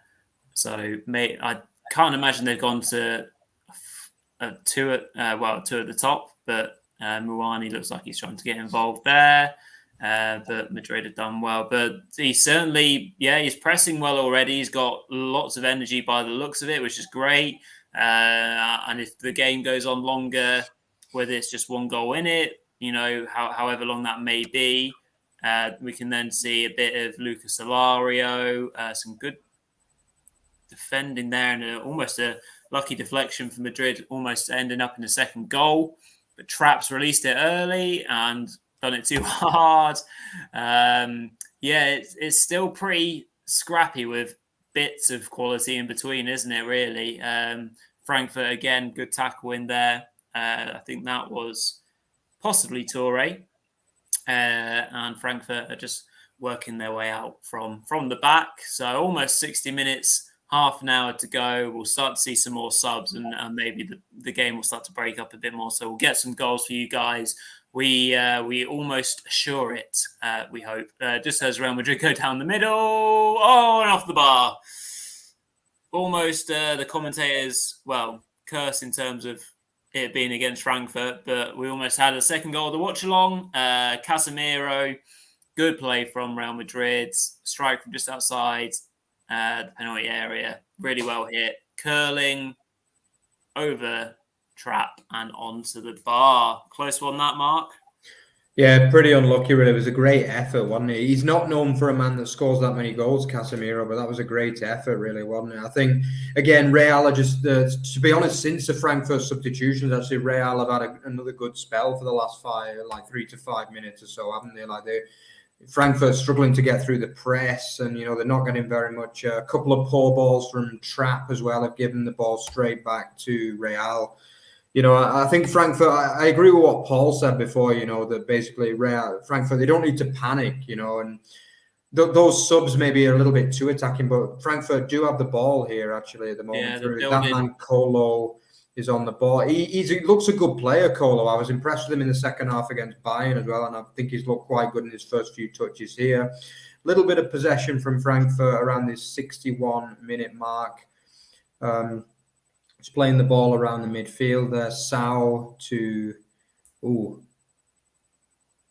The ball just going out wide there. I think it's Traore to whip it in. But we're easily out there by the Militao. Just lost the ball now, though, to Ferland Mendy, who, has been quite impressive in this game. But he's given away a throw-in to Frankfurt on the right-hand side, about halfway into the Real half. Yeah. Frankfurt, they just need to keep possession. I think this is the kind of game they might just want to take it to the last 10, 15 minutes before really going too gung-ho, really. What would you say, Rory? Do you think, I think there is a goal in this for them. As Paul said before, there is, they have the fitness advantage. They played more games. They played a full competitive 90 minutes. And do you think, Rory, it's worth just kind of, holding on to 1-0 until the last 10 minutes, then going gung-ho, really?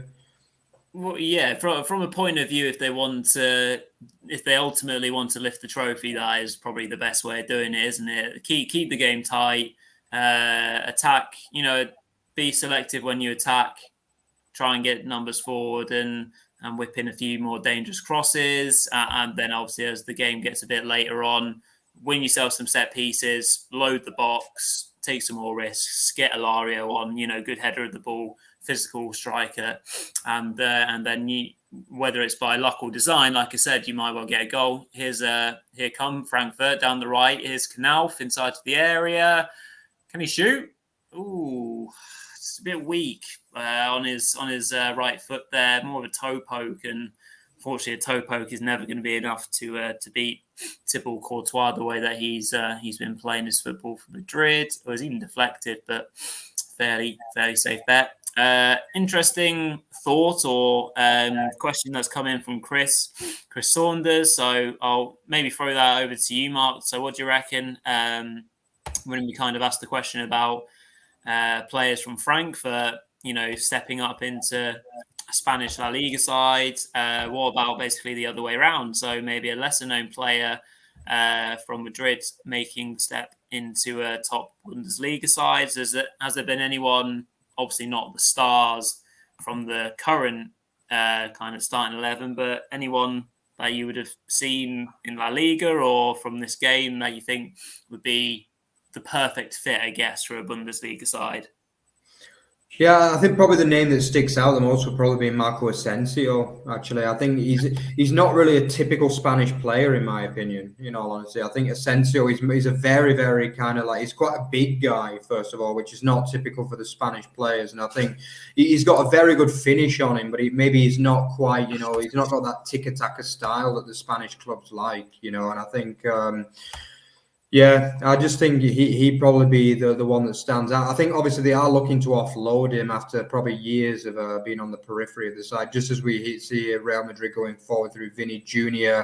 He's had a very good game here, and it's 2-0. It's 2-0. Not very good goalkeeping there from Trapp. It's that man Benzema who's done absolutely nothing the whole game.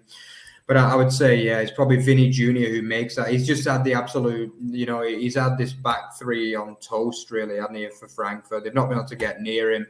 He kind of, goes from one of his jinking runs and plays the ball nicely to Benzema, who, takes a minute to just strikes it like a pot shot, really, I would say. Just checking the offside there. It doesn't look like it's offside, but, I mean, it's got to come down to Trapp, that one. He's got to be saving that one. It looks straight at him, in truth, and it's not the most powerful shot I've ever seen. But yeah, that's probably the game around about the 65-minute mark, and it's going to be a super long way back. Should he save that one, Rory? Or looks like it, doesn't it? Big fan of Trapp. He's a good goalkeeper, but whether he's unsighted, possibly. But yeah, it's not a great finish, really. He's just hit it and it's on target. So I guess that's all you got to do as a striker sometimes. But doesn't reflect too well on Trapp or even the defending of Frankfurt there. And yeah, fair play. Paul did say it would be Benzema, and he did say it would be 3-1. So let's see if that comes to pass as well. So he's got the first bit of his bet right. Modric going off as well for Rodrigo. He looks knackered nowadays. He can only really do 60, 65 minutes, can't he, Modric nowadays, which is understandable at 36, really. But I think, Rodrigo, another pacey kind of winger, similar. I think he was the one that actually was the kind of thorn in Man City's side as well, actually. I think he got both goals, didn't he, in that famous turnaround in extra time. I think, this just proves the kind of quality they can bring off the bench, though. Do you know what I mean? A guy who's scored so many goals at Champions League level, only being deemed good enough for the last 20 minutes of this game. It's just... But yeah, I mean, that was a poor... To be honest, the funny thing is that both goals could easily have been avoided tonight by Frankfurt. And I think that is one thing that frustrates me at times with Bundesliga teams. They do give away cheap goals at times, you know what I mean? And I think in both cases, these goals were very cheap, in my opinion. Rory, do you think Frankfurt could have avoided both goals, or am I being a little bit too harsh there, do you think? So just the way that I was watching the TV there, the camera angle made it look as if... header was going in for Frankfurt there. I was getting a bit excited. The way the Bundesliga teams defend in general is a bit haywire sometimes at best. So they'll give opportunities to teams in Europe. That's often why, obviously, we love watching them play, because the games are often really exciting and they're end-to-end. If that's one part of the league that we love, is the fact that we find the Bundesliga the most entertaining league in the world and in Europe, then obviously we can be critical about players making mistakes, which lead to goals. But in that regard, obviously the Benzema goal, a better defensive unit, like you say, Mark, probably stops it. But I think that is just the way the Bundesliga teams kind of approach defending sometimes. It's a hammer blow for this game, and indeed kind of the outcome, because it looks fairly hard work for Frankfurt here. But I guess they'll go for it now and just see what happens. Hopefully the scoreline won't get too embarrassing. Like Chris has said in the comments, it's Real Madrid in Europe. They get the job done. Ben Morris has said, does anyone else find Real Madrid annoying? So an interesting interjection there. I mean, they just get the job done. And from our point of view, for our Bundesliga enthusiasts, we're disappointed that Frankfurt can't get themselves into this game at the moment. But they've made a very positive substitution. Torre has come off for Lucas Alario, so. Yeah. We should at least have a bit more entertainment for you guys watching this evening. So thank you very much for everyone that is. We've got ourselves 20 minutes of the Super Cup left to go, and it looks like it's opening up. So be ready for some goals. I would kind of interject. Similar sort of thing happened with Bayern and RB Leipzig in our last watch along, and we got 8 brilliant goals. So be ready for some celebrations or some commiserations as the game goes into its last 20 minutes. Well, what do you reckon, Mark? Are we going to see at least one Frankfurt goal to maybe celebrate as a Bundesliga show? I think it's possible. Yeah, I definitely do. I just think but yeah, I think going back to that question about do you find them annoying, I can certainly see why people will find them annoying, because they're one of those teams that sometimes when you watch them, you think they're nothing that special. I go that far, do you know what I mean? But like when you watch teams like Man City, you just see that they're absolutely brilliant the second you start watching them. Do you know what I mean? They're just the way they play the ball. Real don't always do that. Do you know what I mean? But I just think with Real Madrid that the true strength is just in that mentality. They're absolute mental beasts. You know what I mean? Like, I don't know if any of you watch tennis, but it's a little bit like Novak Djokovic. A lot of people could never understand why Djokovic used to beat Federer every time. Do you know what I mean? And the reason is because of what's up there, basically, not on the skill.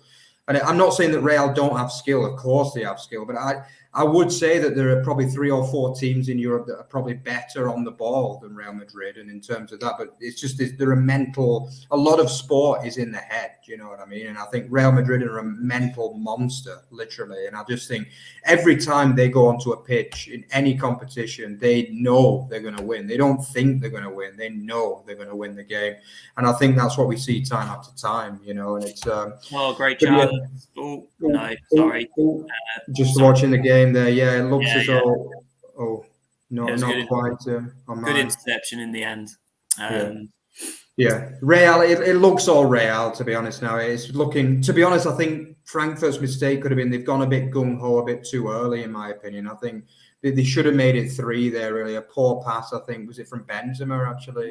No, it wasn't Benzema. I can't quite see who it was from Real. Valverde, maybe, but should have picked out Benzema there to probably make it 3-0 and game over. But yeah, I just think maybe Frankfurt they've played it the Bundesliga style. We know what teams do in the Bundesliga. It's all about attack. Do you know what I mean? But sometimes when you're playing these very, very tactically astute Spanish side, you know, you need to just, for me, they should have tried to hold out at 1-0 until probably maybe 12, 13 minutes to go, and then maybe brought the likes of Alario and Colo on. But they decided to go attacking a little bit earlier, and obviously it's cost them in the end. Rory, would you say there has been a tactical error there, or you think it's just the Bundesliga style, really? I wouldn't say Glasner's kind of gone overboard with the substitutions. I think he's been absolutely fine to do what he's done. I think the second goal is obviously very avoidable, but the space has been there at times in the second half for Vinicius Junior, just for him to get on the ball and then just attack the fullback. So I've been more annoyed with the inaccuracies of Frankfurt's attack, to be honest, from midfield to attack anyway. They've linked up defence and midfield fairly okay and tried to get out of the press from Madrid, which they've just done quite well here, actually, as they get over the halfway line. But it's a poor touch from Christopher Lenz. So do you know what I mean? Like, they'll get to a promising position and then there will be a bad touch. Or I've seen Kamada wasteful with the ball, make a few passes where it goes behind the fullback for a throw-in. Like, in this sort of game, and for the Bundesliga, of course, like that you know, kills the momentum of the team.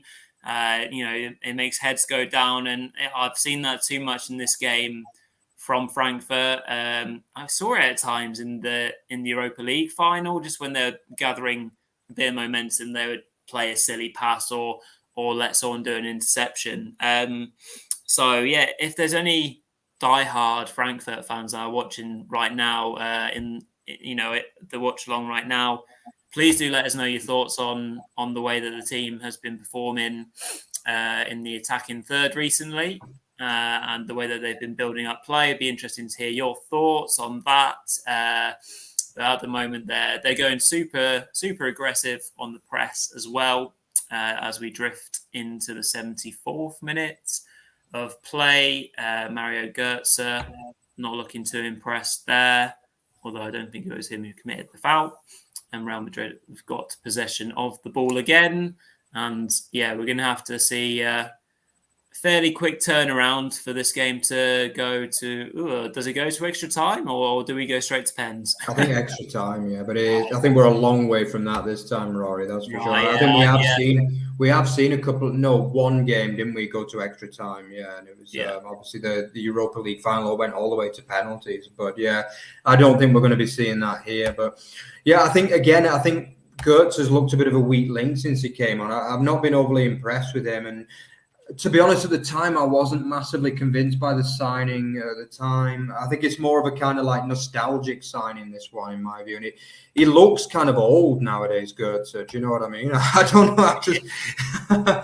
He just looks like a guy who's kind of past his best. I don't know. Like, obviously, he's been unlucky he's not only had injuries, but also health problems. I think he had some issue with I don't know exactly. I don't want to say what it was, but he had like an internal problem at one stage too, which could have like taken his toll. But I'm not convinced he's really going to do the business really good. And he's looked a little bit off the pace as well in this game since he came on.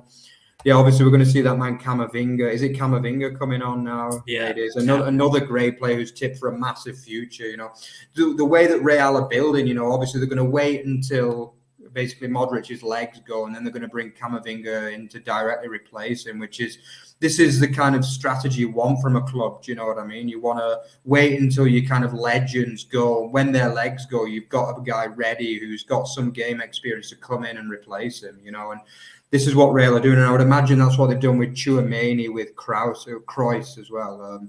I just think it's an absolutely brilliant, the way this club is run at the moment, Real Madrid, it's in absolute contrast to the likes of Barcelona, to be honest, you know, because 10 years ago, it was the opposite way. People were saying that Real Madrid was the poorly run club and Barcelona was the good one. And now it's completely changed altogether. And I think your boys, Man United, need to take a few leaves from Real Madrid's books, if I'm honest. But then again, I think, you know, Man United is just an absolute catastrophe at the moment, let's be honest. But Real Madrid is a very well-run club at the moment. And, you know, they've got a lot of legends in that team. And it's just, but they've also got quality, young quality coming through the youth and through the transfers that are ready to replace those guys when they get too old. Yeah, absolutely. They look like they're really well set at the moment for success to keep on coming. Just as Camavinga was showing some good pace there, was indeed hacked down, and Michael Oliver of England blew the whistle to give a foul for Real Madrid, and they keep a hold of the ball into the 77th minute. So about 15 minutes, probably obviously with added on time. So make sure you keep with us for the rest of the stream to kind of say that this game could produce a couple more goals. So let's be hopeful of that. And thank you very much for tuning in from the start or from half time or whenever you've watched this evening. Really appreciate you tuning in. If you said hello, or even if you haven't said hello, you know, me and Mark really appreciate the support of you guys for all the watch-alongs that we've done, and indeed for the start of the season, because we've had a flat-out brilliant start, which, you know, we're dead chuffed with it, and on the channel in general. So thank you very much for your support. We really appreciate it. So one more time, obviously, if you can subscribe to the channel, give us a like, you know, try and really push our numbers up, that'd be fantastic. So thank you very much all. Returning viewers and new viewers, it's an absolute pleasure to do the watch-alongs for you and with you, just as Frankfurt trying to do a bit of a press here and of course Courtois to go along, and they get a bit of possession back. So looks like Frankfurt obviously reverted to a flat back four of sorts, Mark. Obviously the fullbacks are going to press quite high, but there's going to be a lot of space for Real Madrid to enjoy when they get on the counter attack.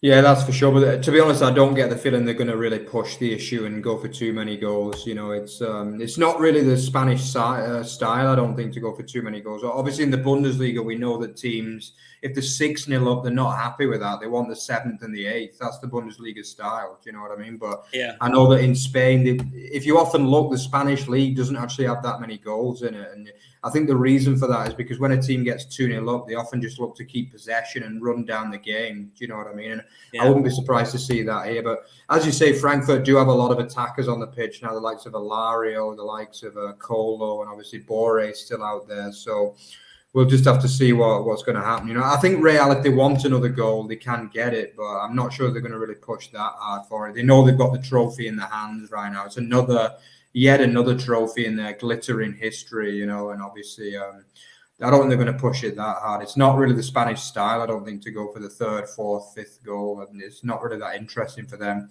Do you expect them to push forward for another, or you think they're going to sit on a 2-0 now? Obviously, they're winners, so they'll make sure that they do the job. Some good work down Real Madrid's right-hand side there. I think that was Kolo Muani, but here we go. Real Madrid are pressing, coming forward here. Is it Rodrigo into Benzema? But they've kind of lost a bit of momentum here. Shot from the edge of the area from Toni Kroos was pretty poor. So the danger is averted just about. Frankfurt. Now we have got 10 minutes left of this fixture until Real Madrid, indeed, like Mark said, add another trophy to their impressive and glittering cabinet. Obviously, having played in the Super Cup a number of times, Real Madrid will be wanting yet another Super Cup to add to their collection, just as Frankfurt coming forward here in midfield with Sau into Kamada and down the left-hand side. Now just trying to maneuver the ball around and hit one of their attacking players, but it's forced, and Real Madrid do enough to clean things up quite easily and convincingly. Although having said that, giving the ball away, and surely that's a foul. It is by Camavinga on Lucas Alario. So either a chance to maybe have a long-range pop or get the ball in the area here for Frankfurt, Mark, just to apply a bit of pressure. One goal comes, you never know. Yeah, Alario does pretty well there to make sure he wins the foul as well, doesn't he, by rolling over quite a bit. Yeah, obviously I am about 20 seconds behind Rory, so he's probably already getting that, but I'll take you through this free kick. So, good play there. Alario, as I say, I do expect him to have a good career at Frankfurt. I think he's a good player and a good signing. But, Camavinga a little bit rash there. He's trying to argue his innocence, but the free kick just being lined up. Now, I think it's definitely one you've got to have a go. It's that man Gertz who I've just criticised is going to come and kind of have a go. The defenders are kind of the big guys like Ndika are kind of getting there for maybe if it's going to be a cross in. I wouldn't be surprised to see Gertz have a go here, but let's see what he decides to do. Gertz is standing over the ball right now. So what's he going to do? Yeah, it looks maybe a bit too far in second. He drifts it in.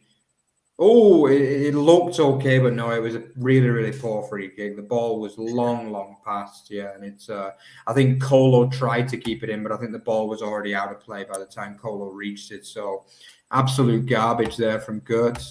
But I think he's going to be one of those guys this season, Rory, that I've just kind of got it in for. Yeah, it sounds like it already. Yeah. Mark's vengeance against. I just watched him against Bayern. And I just thought, why did they sign this guy?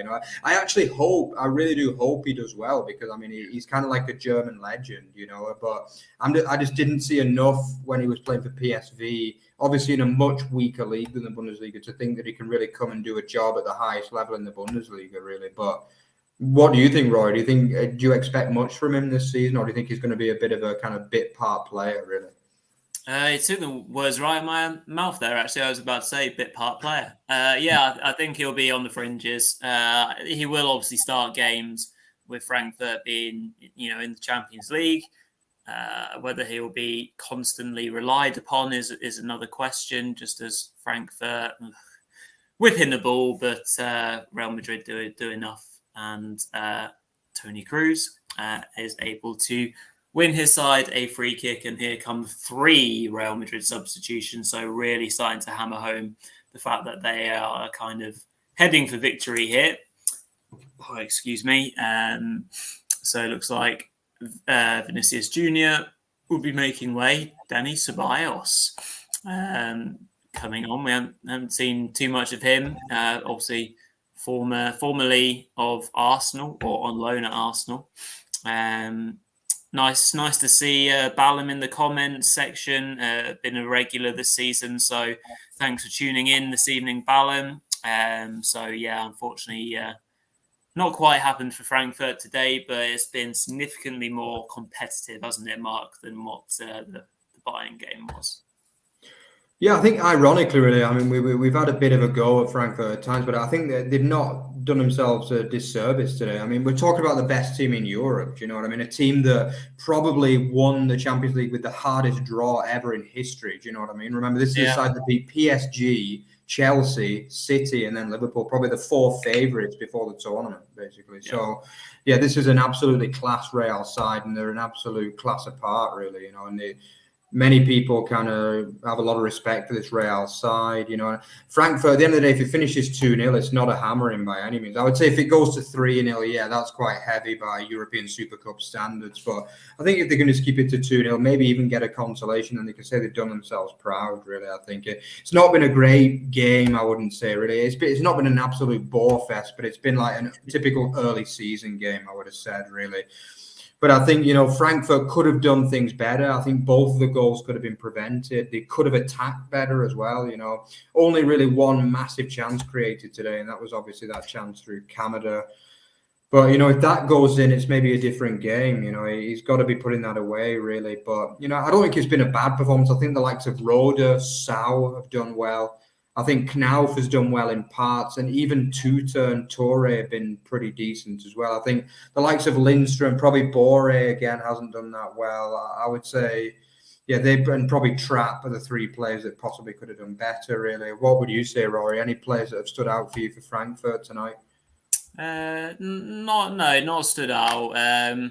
No one's had a stinker or a horrifying evening, I wouldn't say, but good chance here for Frankfurt though. Just on the right hand side, it's going to be Lenz who whips it in here. So in swinging free kick. He's almost overhit it into the net. Actually, Courtois came running out for it, but it didn't curl enough, unfortunately, and that's another chance wasted. Just the summary of the evening, really, in that free kick. Like, Frankfurt have done enough to earn themselves chances against this Real Madrid side, but they've not quite come up with the goods. Been a tad wasteful, unfortunately. Quick question in the comments from Daz with regards to whether we do Premier League watch-alongs. Not at this precise moment, Daz. It's not something that we cover right now. Obviously, as the Premier League is so widely covered, obviously by YouTube channels and indeed on TV. So not at the precise moment, but who knows in the future. But right now, watch-alongs wise, we're concentrating on the Bundesliga. We're couple minutes away here from the 90th minute. Quick question in from Ballum we'll come to as Real Madrid are just on the free kick. Mark, obviously as Bundesliga fans that we are, do we see Bayer Leverkusen or anyone else that isn't Bayern winning the league this season? At least they don't concede so many goals compared to Bayern. So what do we think? Just quickly, whilst Frankfurt are trying their best, huffing and puffing, but it's not quite coming, and that's. I was about to say that's a free kick, but let's play on. But yeah, quickly, Mark, what do you think? Leverkusen maybe got a chance this season?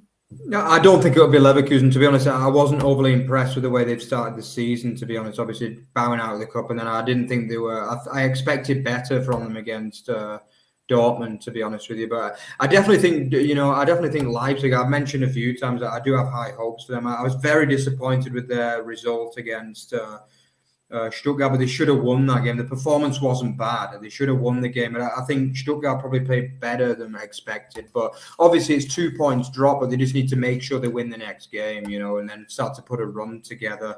I think Leipzig, for me, they're definitely the side that have got the best chance. I think Dortmund started well, but, Modeste as your starting striker, he obviously is a good player at this Bundesliga. He's got goals, but, he's the kind of player whose legs could go at any stage, really, Modeste, and I'm not really sure this is one of the strongest sides Dortmund have had in recent years. What would you say, Rory? Anyone that stands out for you?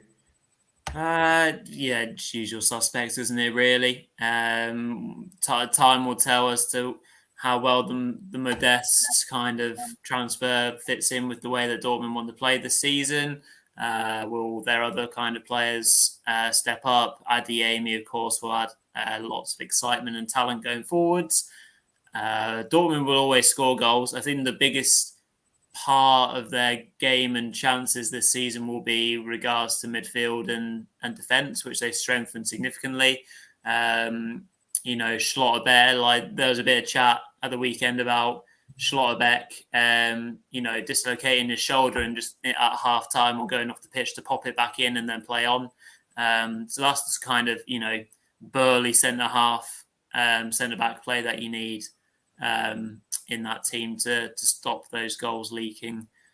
So who knows if they do that, they could well be with a chance.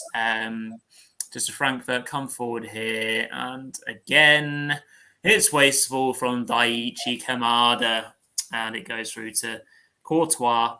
And we're 30 seconds into 3 minutes of added on time here in the UEFA Super Cup between Madrid and Frankfurt. It looks like it is going to be the Champions League holders who claim the season's prize. But yeah, we've had a up and down game, but it's still been nice to have brought it to you all this evening. So I hope you've all enjoyed mine and Mark's comments on it and enjoyed the chat with Paul at half time, of course, and all our different kind of spin-offs about lawn bowls and all sorts in between. It's been good fun, and it's nice to still have people watching along with us, which we really appreciate. Some lovely chat coming in as well from Balham as well, so that's great.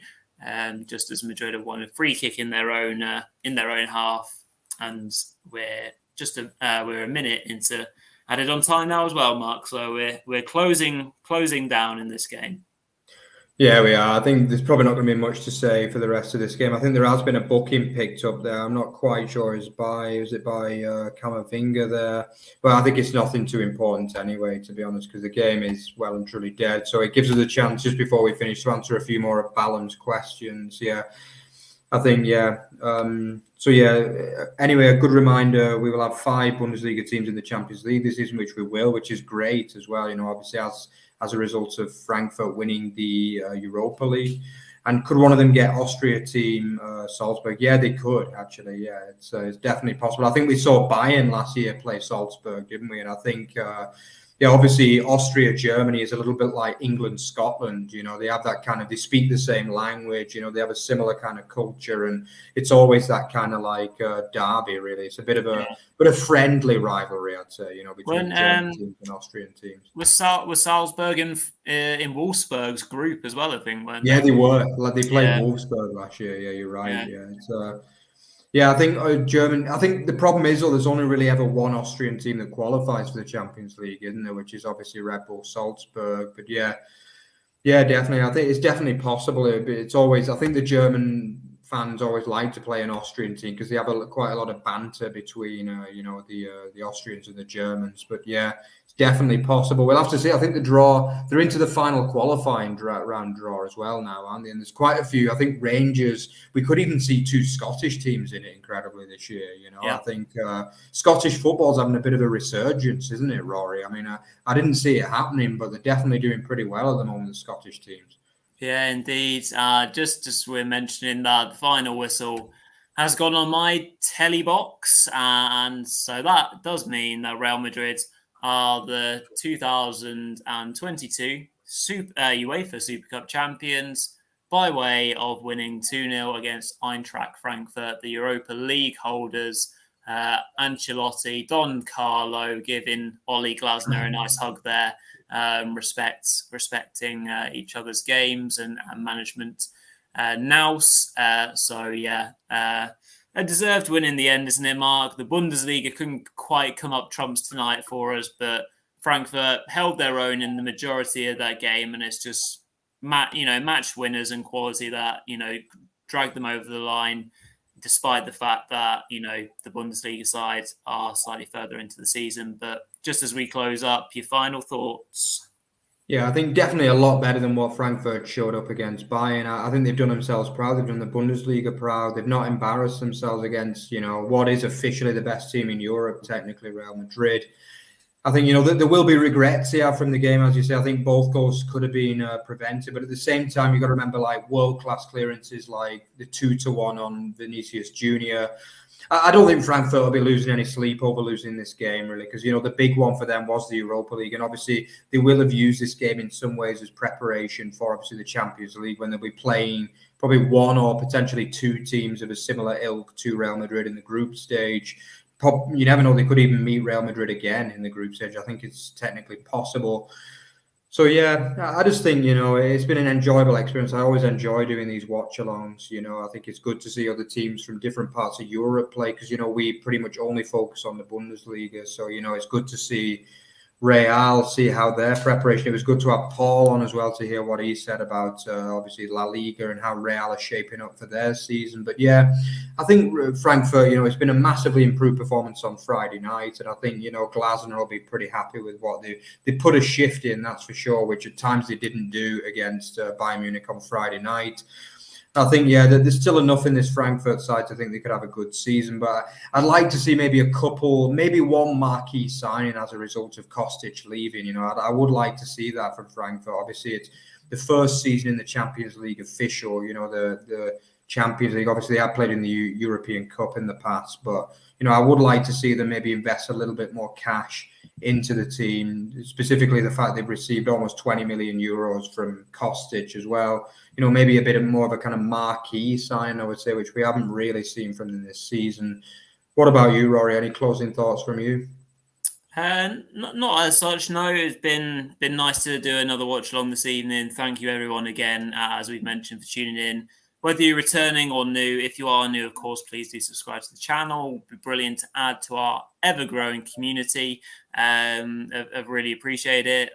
Last minute question from Ballum, saying Ballum enjoyed the relegation playoff matches between the Bundesliga in La Liga. So would you do a watch along for this in May? I know it is a while away. We'll do our best to do as many watch alongs, Ballum, as we can throughout the season, whether they're Bundesliga games, playoff matches, whatever they are. We'll do some European games as well, because there should be some nice tasty draws for us to look forward to.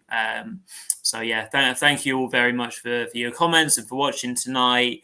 It has been great fun. So just a reminder that we'll be doing a very short video tomorrow with Runa with regards to fantasy football update. That will just be like a 10 to 12 minute one just to give all your fantasy football needs, because it's been a great hit so far for us. It'll be a shorter one this week, and then we'll be back into a slightly longer episode next week. And then, of course, on Monday coming, we'll have our talking point show. So no featured for Monday show will just be about a chosen talking point that me and Mark have seen from the weekend, and we'll just focus on that. So just something different for you all to enjoy. That's it from me. Over to you, Mark, to close up the show. Yeah, absolutely. So, if you enjoyed what you saw today, then check out our Twitter feed, @OverTheBarFB and @OverTheBarExtra. Yeah, as I mentioned on the last show, we quite a lot of work has been put into OTBfootball.net, which is obviously the main site. Obviously, we got a lot of written articles about a range of topics, pretty much everything football related you can find on there. So remember to check out that as well.